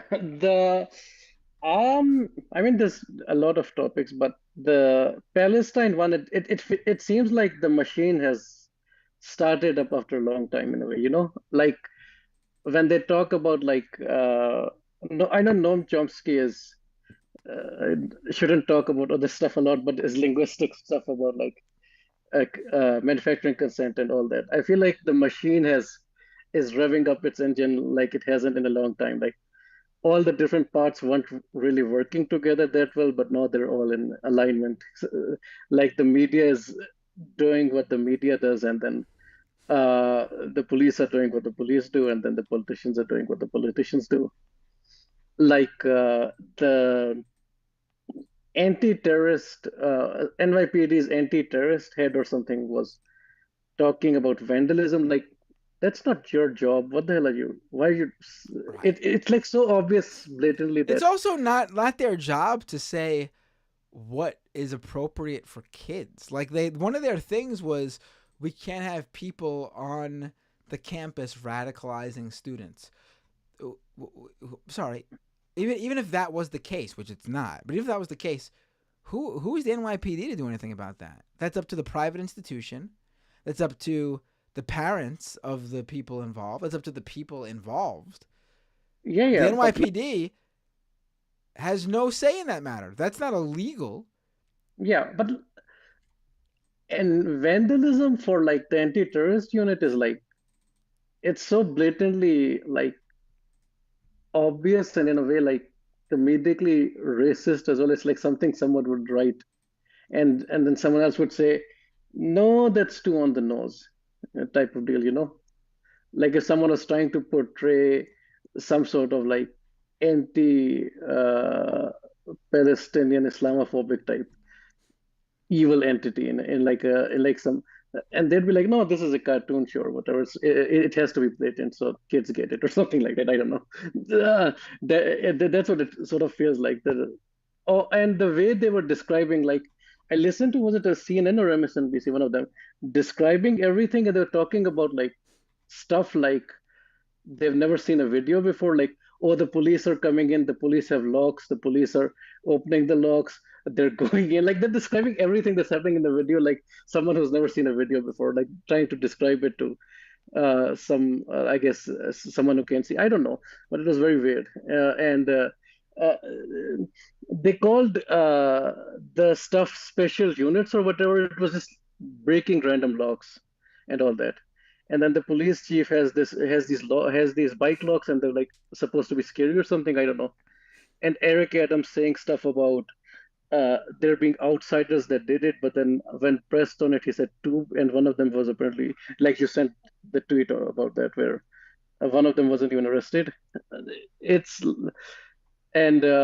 now the like usually when people equivocate Democrats and Republicans, it's like just a false stuff about like them trying to give cover for the right wing. But in this like essentially, other than a small contingent of the Democratic Party, they are like just working together like as the machine. And I don't know how much does Israel like provide that much capital value to American companies or something? Because it can't just be straight up Christian Zionism, right? Because that's more of the right wing stuff. So, like, why are they so adamant on uh, Israel and that? Like, they've cut people off for less, right? Like, people, by people, I mean cut countries off for less. Oh yeah, I mean it's about I mean we view Israel as a ally in the Middle East. We depend on them to sort of have a a sort of standing position there in that region, like also a lot of it I think is for some people like Joe Biden and others, sort of this historic guilt in their mind for what has happened in the past. Then, of course, there's the right-wing framing that Israel needs to exist so that when the Messiah comes back, they all go to heaven and the Jews are there. I mean, there's a number of reasons. But in terms of for the U.S. government, it's strategic. No, but that's the thing, though, is maybe for like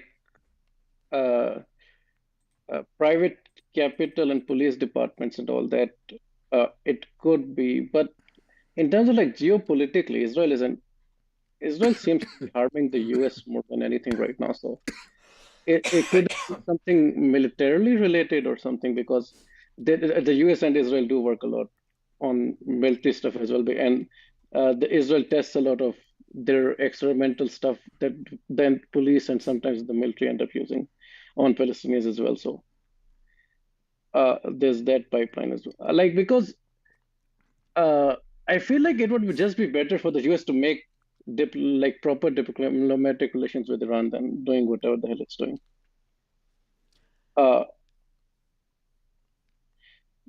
It's just it's kind of, I get Joe Biden or whatever, right, but I get the Christian Zionists, even though they're insane. But I know a lot of people in the State Department and everything are against this, and some can't leave, some have left, and they voiced their concerns. And I mean, the police just needs an excuse to beat people up anyway. So and brown people, they love this shit. I mean, because they get a chance to cosplay. They get a chance to cosplay. They wouldn't do this for something where they were actually in something actually dangerous. I mean, look at Uvalde. Look at how there was an opportunity to actually be a hero. I mean, like, and save kids, cowardly, but they were too scared. They were too scared. So much. It was just one guy, and it was literally like not just the Uvalde Police Department. There were like 2 other police departments right around there. Like at that point, there has to be like they're like probably the biggest cowards who just want to cosplay with like, I have power and I can do anything. That's what most of them are. Like, it's like they're literally they're trained to be scared. Like, that's the most insane thing ever. These guys walk around thinking everyone's dead. With weapons, with guns, trained to believe that everyone's out to get them and they need to always be on alert. It is the most insane thing ever. Insanity. It is insanity. See, theorist. I guess I think the police might be the biggest conspiracy theory group out there in terms of listen. Like, if I was the king, it's very simple. Any police officer who gets into it for those reasons, gone. Period. Gone. Yeah, the idea that police should instill fear in people is ridiculous. There should be a agency of community service people, community servants, who actually integrate with the community, know the community, know the people.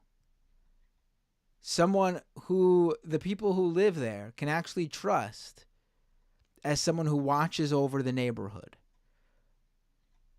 But that's not the case. Like And I know from people who I know from family members who in their neighborhood in South America growing up, they would basically, there was a guy on the block who everyone basically paid to watch over the neighborhood. And the guy would just make sure that no one's house was broken into, no one was fucked with.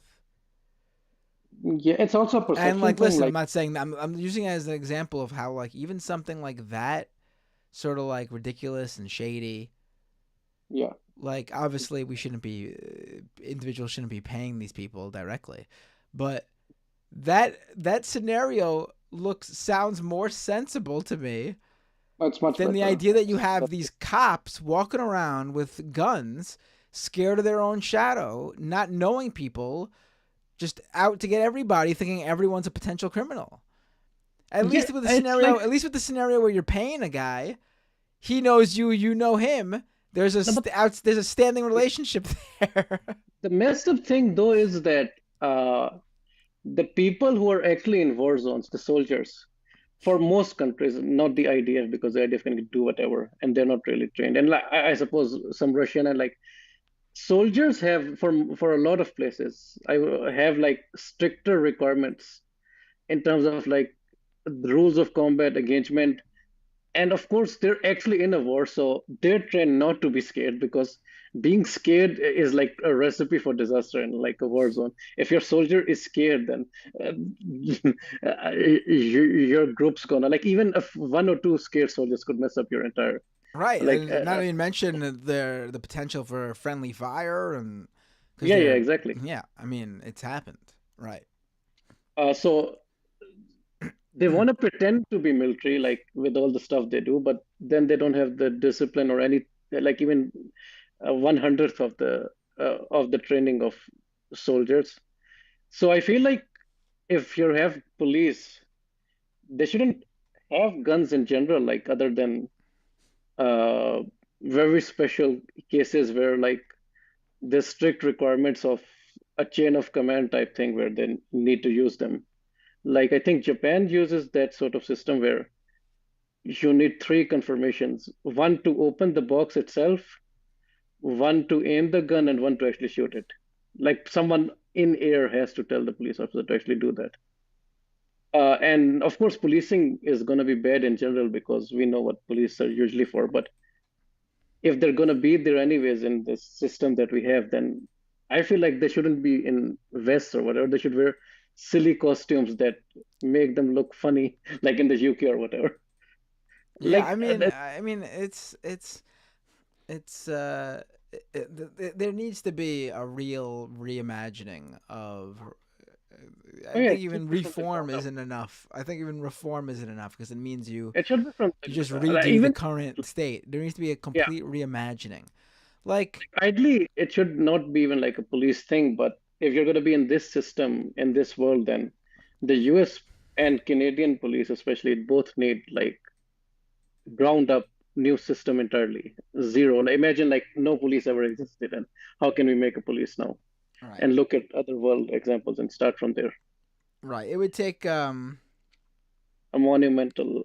It would take a monumental shift in how things go, but who knows where we'll be? And it won't happen in our youth.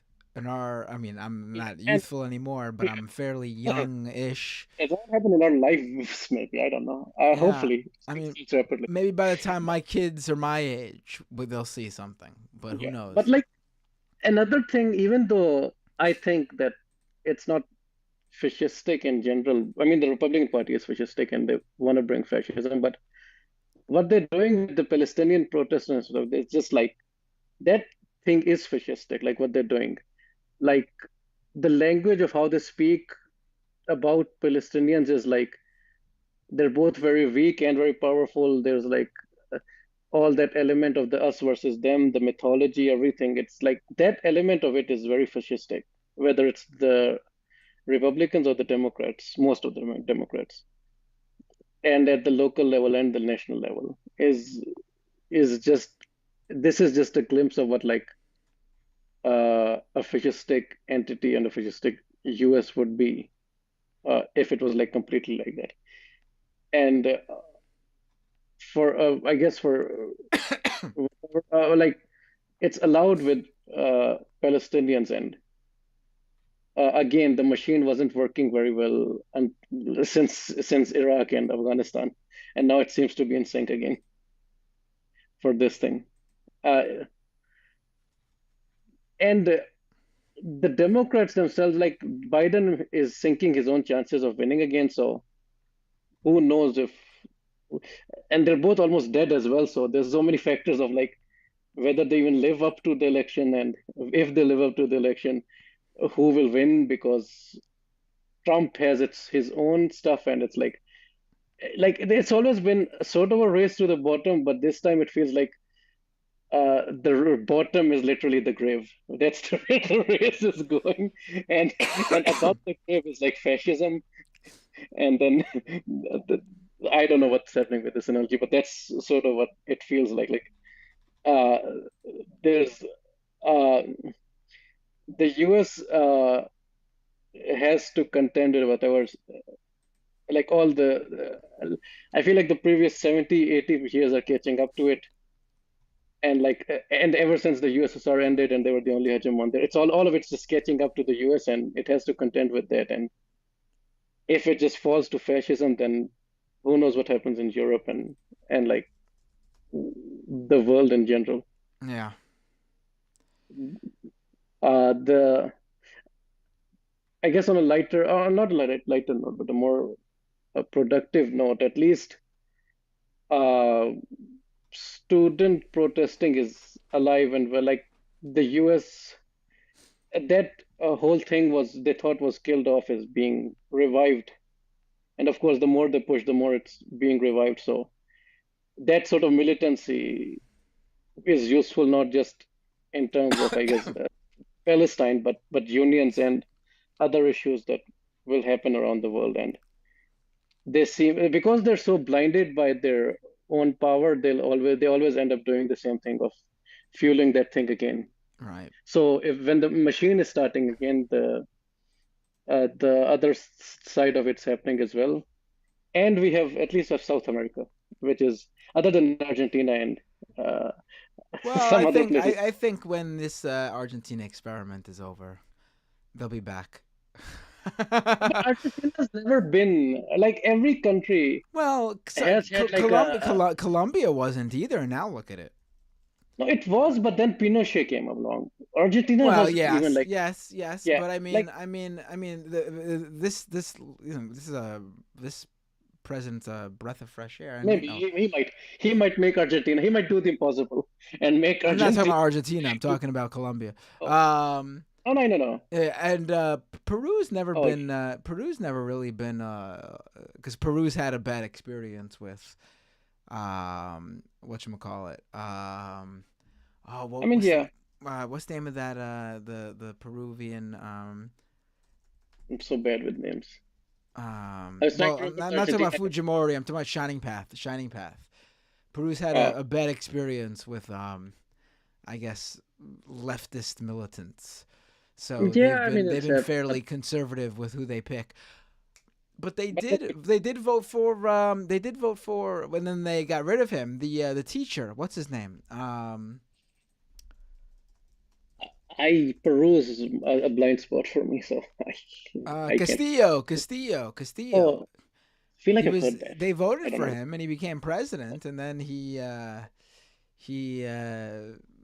was pushed out.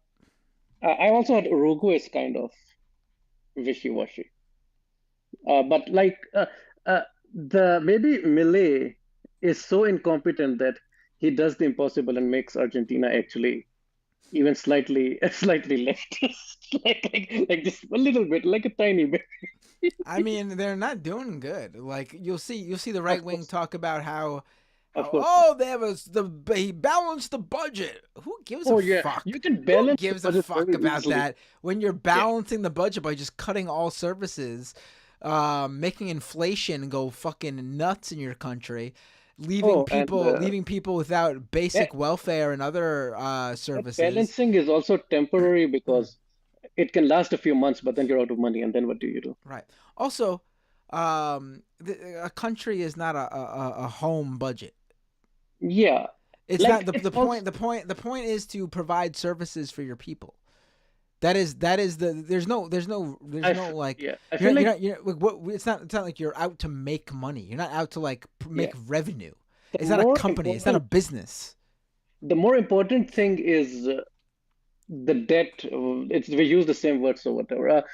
Is it coming from inside? Are you like beholden to people inside your own country, or are you beholden to people outside? Because what happens with a lot of poorer countries is that it's like for us, money is like a currency of how to exchange goods. But for countries, it's more about the power. So if it's debt to your own people, that's basically keeping your power in house, and then you can balance that out easily.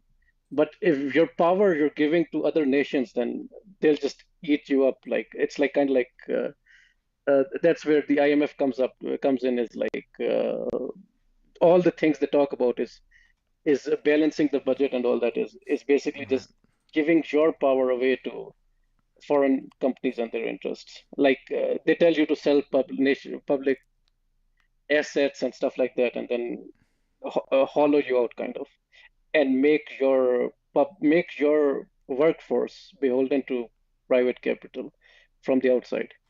Right. But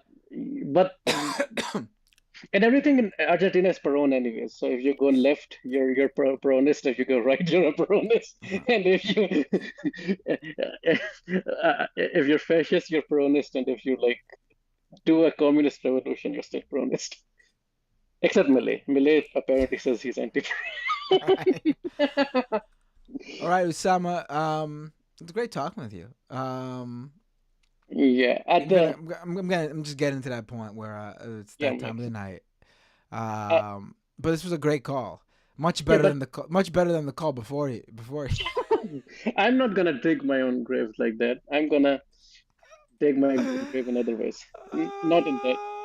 Have a great night, Osama. Yeah.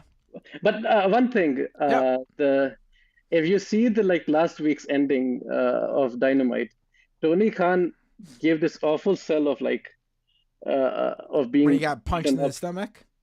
Yeah, punched in the stomach, and then they hid that really well, so no one saw it. The pile driver thing they do, whatever they're calling it right now. Right. But then Shad Khan, the father of Tony Khan, came on, and there's something really funny about it because me and my friends who watch wrestling make fun of because he's this conservative Punjabi man, and then Tony Khan is he's Pakistani, but he's like the whitest boy you can. His mother's also white, so. But there's nothing Pakistani about him. The disparity between those two. I didn't know what his background was. I mean, I knew he was. The Middle Eastern. Exactly. See. Yeah, I didn't know he was Pakistani, which is not Middle Eastern. No, see that's. I thought he was. I don't know. I don't know what I thought he was. I didn't know he was Pakistani. Yeah, he was. He's just. He has no race. He's never even thought about race. His conceptualization of whatever world he lives in. Yeah, there's no I don't think he knows anything about Pakistan, to be honest. All right, Osama. Have a great night. Appreciate it. It was a great call. I wish I was. I'm gonna take your call earlier next time, so I'm not feeling like this. Take care. Or you could, or do a proper show at a reasonable time. Okay. Have a great night. It's what's really killing me right now is my allergies. It's making it really difficult for me to breathe. Actually, I'm very It just hit me today. Too. If I knew it was gonna happen, I would have done this show yesterday. But then I wouldn't have had the topic because what happened didn't happen yet. I don't think I could take any more calls. I'm gonna go. I'm gonna read the super chats, and then all right, Dave from Jamaica, really quick. Hey, what's your name? Where are you calling from? Hey, Matt, can you hear me? I can. Can you hear me? Hello? Yep. Can you hear me? Matt, can you hear me? I can hear you. Can you hear me? Matt? Yeah, you don't. I hear you. No. All right, I gotta let you go, buddy. Don't think Next I can time, I hear guess. you. All right, folks. That's it for the night. I'm gonna read the super chats and then we'll call it a night. Tokyo Hans with a super chat. Columbia University called the police because of complaints of some broken glass. The police go in, breaking all the windows and breaking down all the doors. Makes total sense. Right, that's exactly what happened. It's ridiculous. Crew Herks with a $5 super chat. Kenny Omega got taken out by the New Elite tonight. Truly the saddest thing to happen in the world this week. Oh, they turned on Kenny Omega. Interesting. All right, here's Renee. I'm going to read all Renee's super chats. Renee's got a few super chats. Happy May Day, Matt. Never forget Haymarket. Yes, it's May Day. Unfortunately, couldn't really think about May Day today because there are other things going on with the college protesters. Multiplying the Israeli-Gaza solution on campuses, fighting anti-Semitism with anti-Semitism, says Renee. Bad boys, what you gonna do? What you gonna do when the patronage falls through? Let's go to Michael Bellino. Thank you so much for the becoming a YouTube member. Zia Spots with a $10 super chat. Man, do we got to protest to protect protesters? I mean, yeah. Yeah. GB7 with a $50 super chat. Thank you so much, GB7. Thank you for everything you do. Keep exposing the lies and fighting the good fight. I really appreciate that, GB7. Your support really does matter and help and mean something to me. Emo Dragon with just a $5 super chat. No comment. Thank you. Laura Nystrom and the Emo Dragon both became YouTube members. Thank you so much, Laura and Emo Dragon. Laura also with a $10 super chat. When protesters are pro-Gaza, they focus on food, water, and supplies. But when focused turn to defunding, ending Israel and military, that seems more like Hamas goals to me. Hashtag just saying. I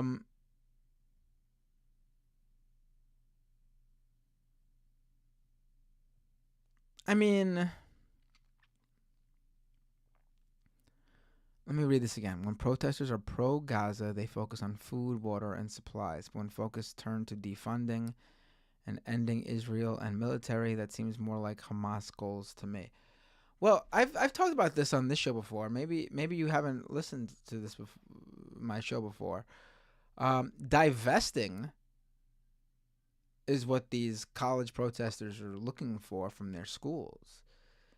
These schools do a few things, but namely,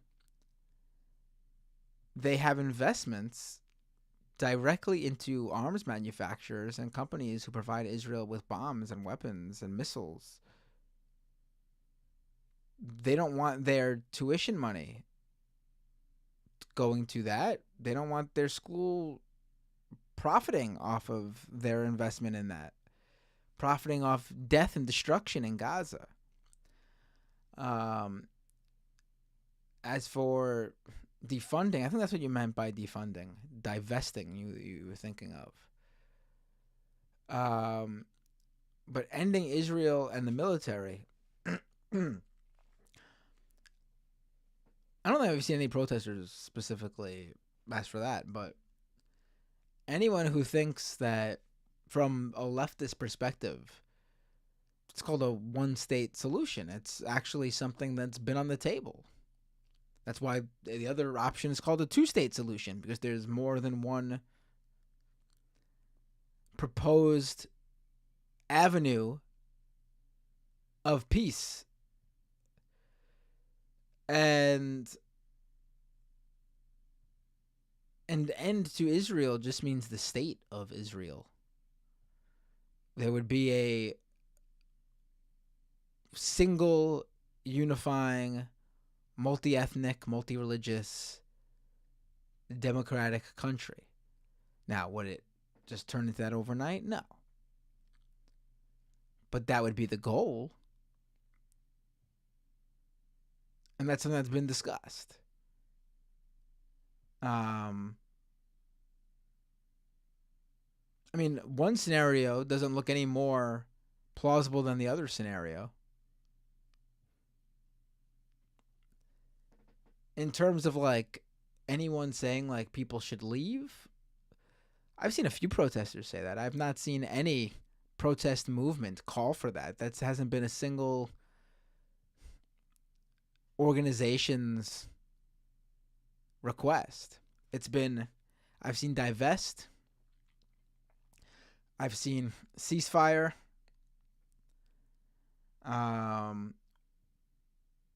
what else? I've seen, what was Colombia had 4 demands, I believe. Divest, ceasefire, no expulsions for protesters. There was a 4th one I can't remember.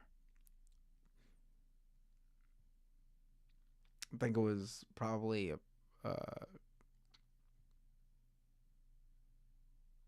Palestinian state or something like that.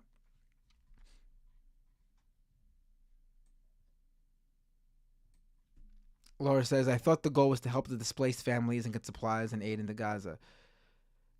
And zero chance or support for that. That's my issue. Well, I mean, how would college students, what would be the purpose of protesting on a college for that?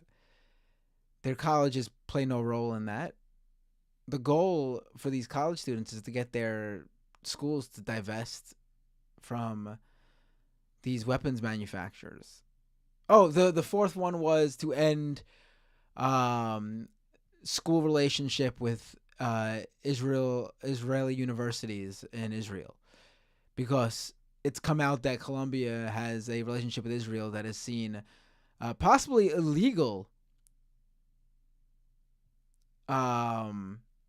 activity in terms of which students are provided the opportunity to go to this school and which students are not. It seems like there is possibly some discrimination.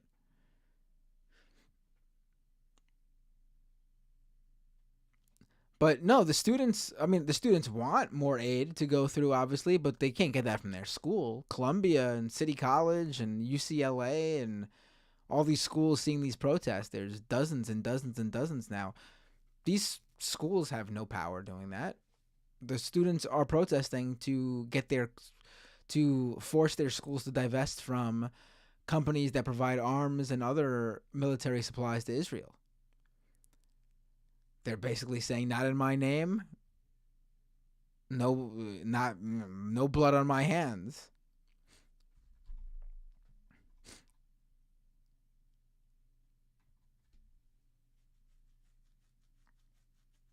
Laura says, fair point, Matt. I'm not confused about what the protesters want, just how it helps feed people in Gaza.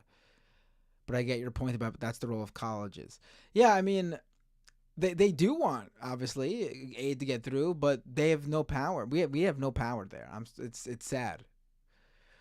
We can only, I'm glad you brought this up, actually. I think it's I don't want anyone, I'm sure there are people who maybe, but I think it's a fair question for someone who just asking, who's interested. But there is, and I tweeted it out. I've mentioned her many times before, but her story's always stuck with me. I was in high school when Rachel Corrie, a 23-year-old American activist, was killed by Israel. She was run over with a bulldozer by the IDF. Her crime was standing in front of a Palestinian family's home to stop it from being illegally destructed. And Israel, the IDF just ran over her and killed her. And they claim they didn't see her, but they backed up. It's a pretty horrible story. And we did nothing. A young American girl gets killed by another country, by a supposed ally, and we do nothing. This happened time and time again. I can't imagine what other country would get away with this. But she was killed. She was murdered. But she was a serious legit, like real, like heart into it, well thought out, well educated activist. And, you know, she wrote a number of letters. She's you know, in Gaza they had streets named after her. There was street art in her memory. She's, you know, she dedicated her life to helping them. And when I was in high school, I remember hearing this story, and it really affected me.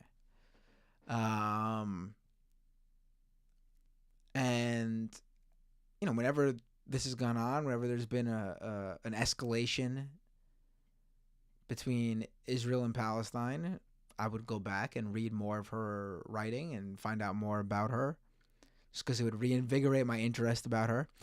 And a couple of years ago, I read it for the first time, this letter, Leaving Olympia. And this is a 23-year-old girl. I think she had just graduated from college. But I mean, I think this is her.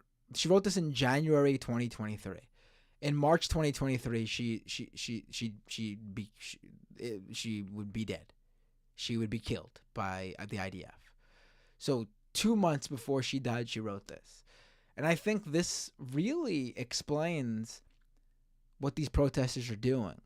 And also what our role is, if we feel so inclined, if we are of like mind, that we can't just let these things happen. Like, it's, you know, it's, some people, they could ignore it. Some people, they could think of other things.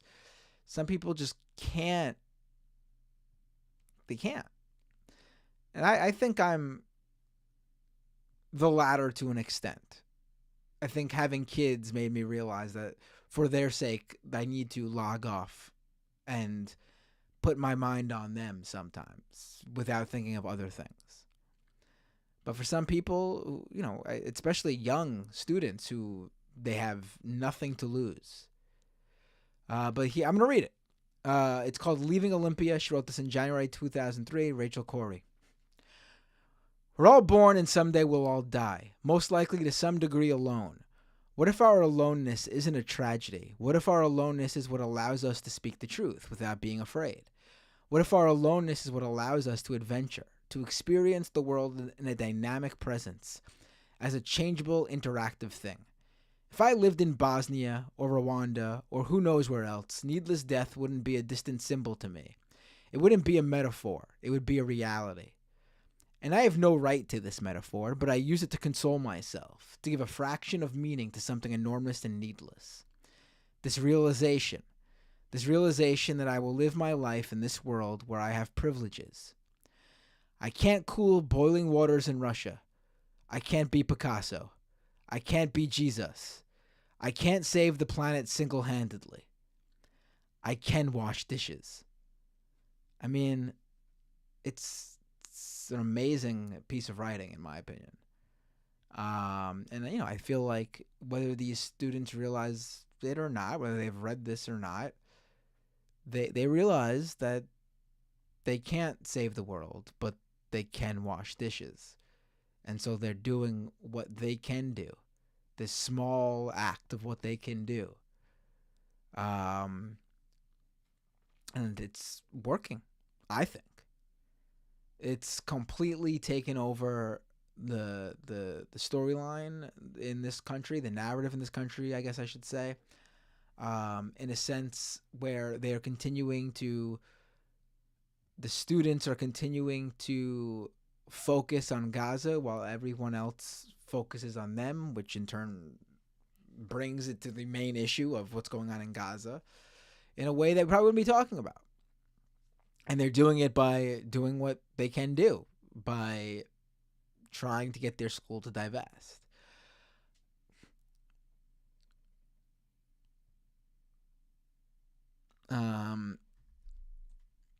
You know, when you got a lot of people washing dishes, you clean the kitchen.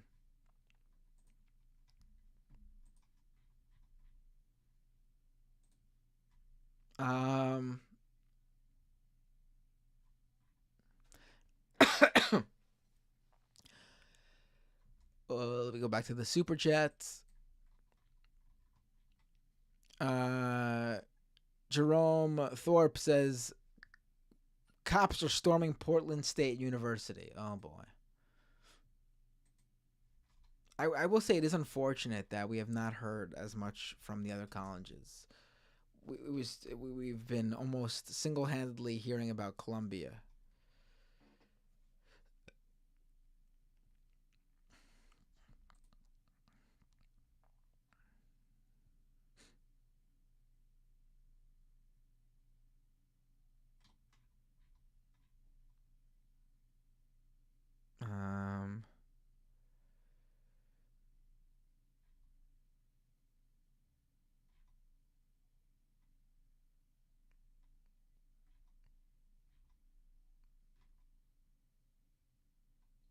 I guess we'll see what happens. This is pretty badass graffiti in the Portland State University library, though. Let me pull this up. May thy riot gear chip and shatter. It's pretty cool.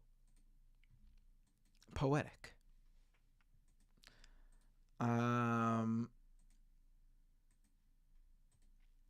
Jennifer, oh, your name is cut off here. Let me see if I can find it.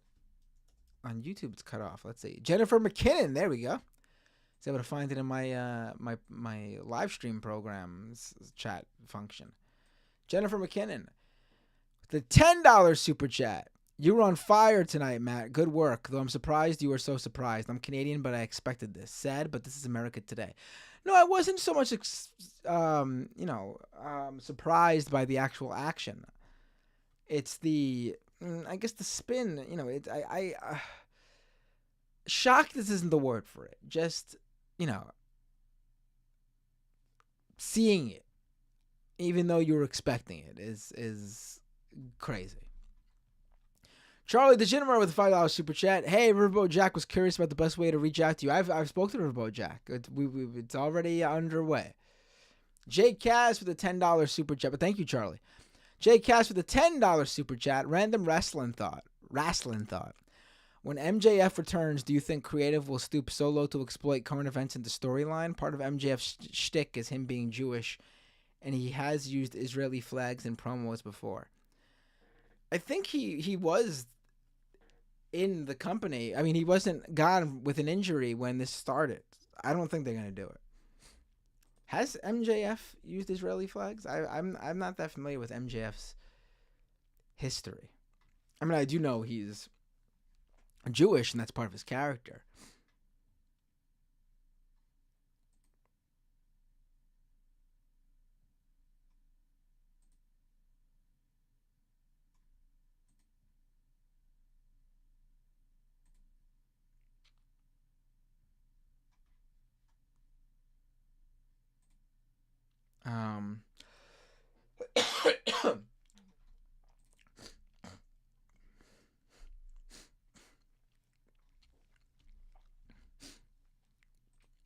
Oh, my ass getting kicked by these allergies right now.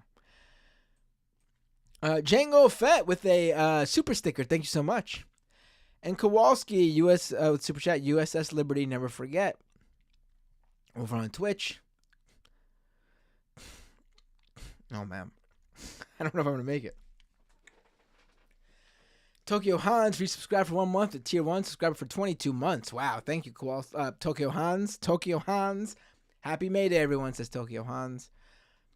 Ponderosa Pine resubscribed for 1 month at tier 1. Subscriber for 28 months. I forgot what I was going to use this to say. Trashomancer cheered 100 bits. Thank you for speaking about this. Thank you, Trashomancer. And Kowalski from Nebraska resubscribed with Prime. Subscriber for 10 months. Who should I rate on Twitch? The Ralph with a $10 super chat. Keep up the good work. Keep up the good old work, Matt. Well, thank you. I appreciate that. Great show. Besides where we went off the rails for a minute with that call, but I won't call anyone out. But listen, it was It went a direction I wasn't expecting. Won't happen again. No hard feelings to the individual. We just ended it so we could just move on, and you could welcome back to the show anytime. Usually you got great calls, so let's stick to how they usually are before. All right, folks. Let's... Oh, raid. Who am I raiding on Twitch? H-Dub says, as far as I know, MJF has never mentioned or endorsed the state of Israel. Yeah, I don't think he has. I've never seen him do that. I mean, I know he wears the Star of David on his, but that's not... I mean, I know Israel has certainly done their best to co-opt that, but it's not... He doesn't wear the Israeli flag. He doesn't wear, like, the colors and the flag and the way the flag looks.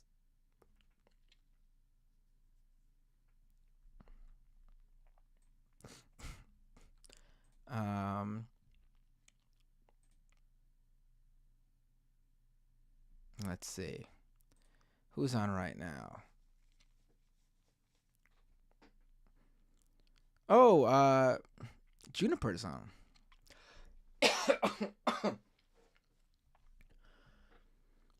I don't see Riverboat Jack on. I don't think Riverboat Jack is on.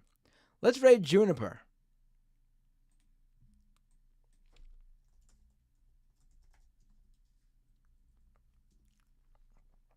All right, folks. Thank you so much for the support. Patreon.com/MattBinder if you can. Other than that, I will see you all. Leftist Mafia tomorrow. Majority Report tomorrow. See you all next time on Doomed.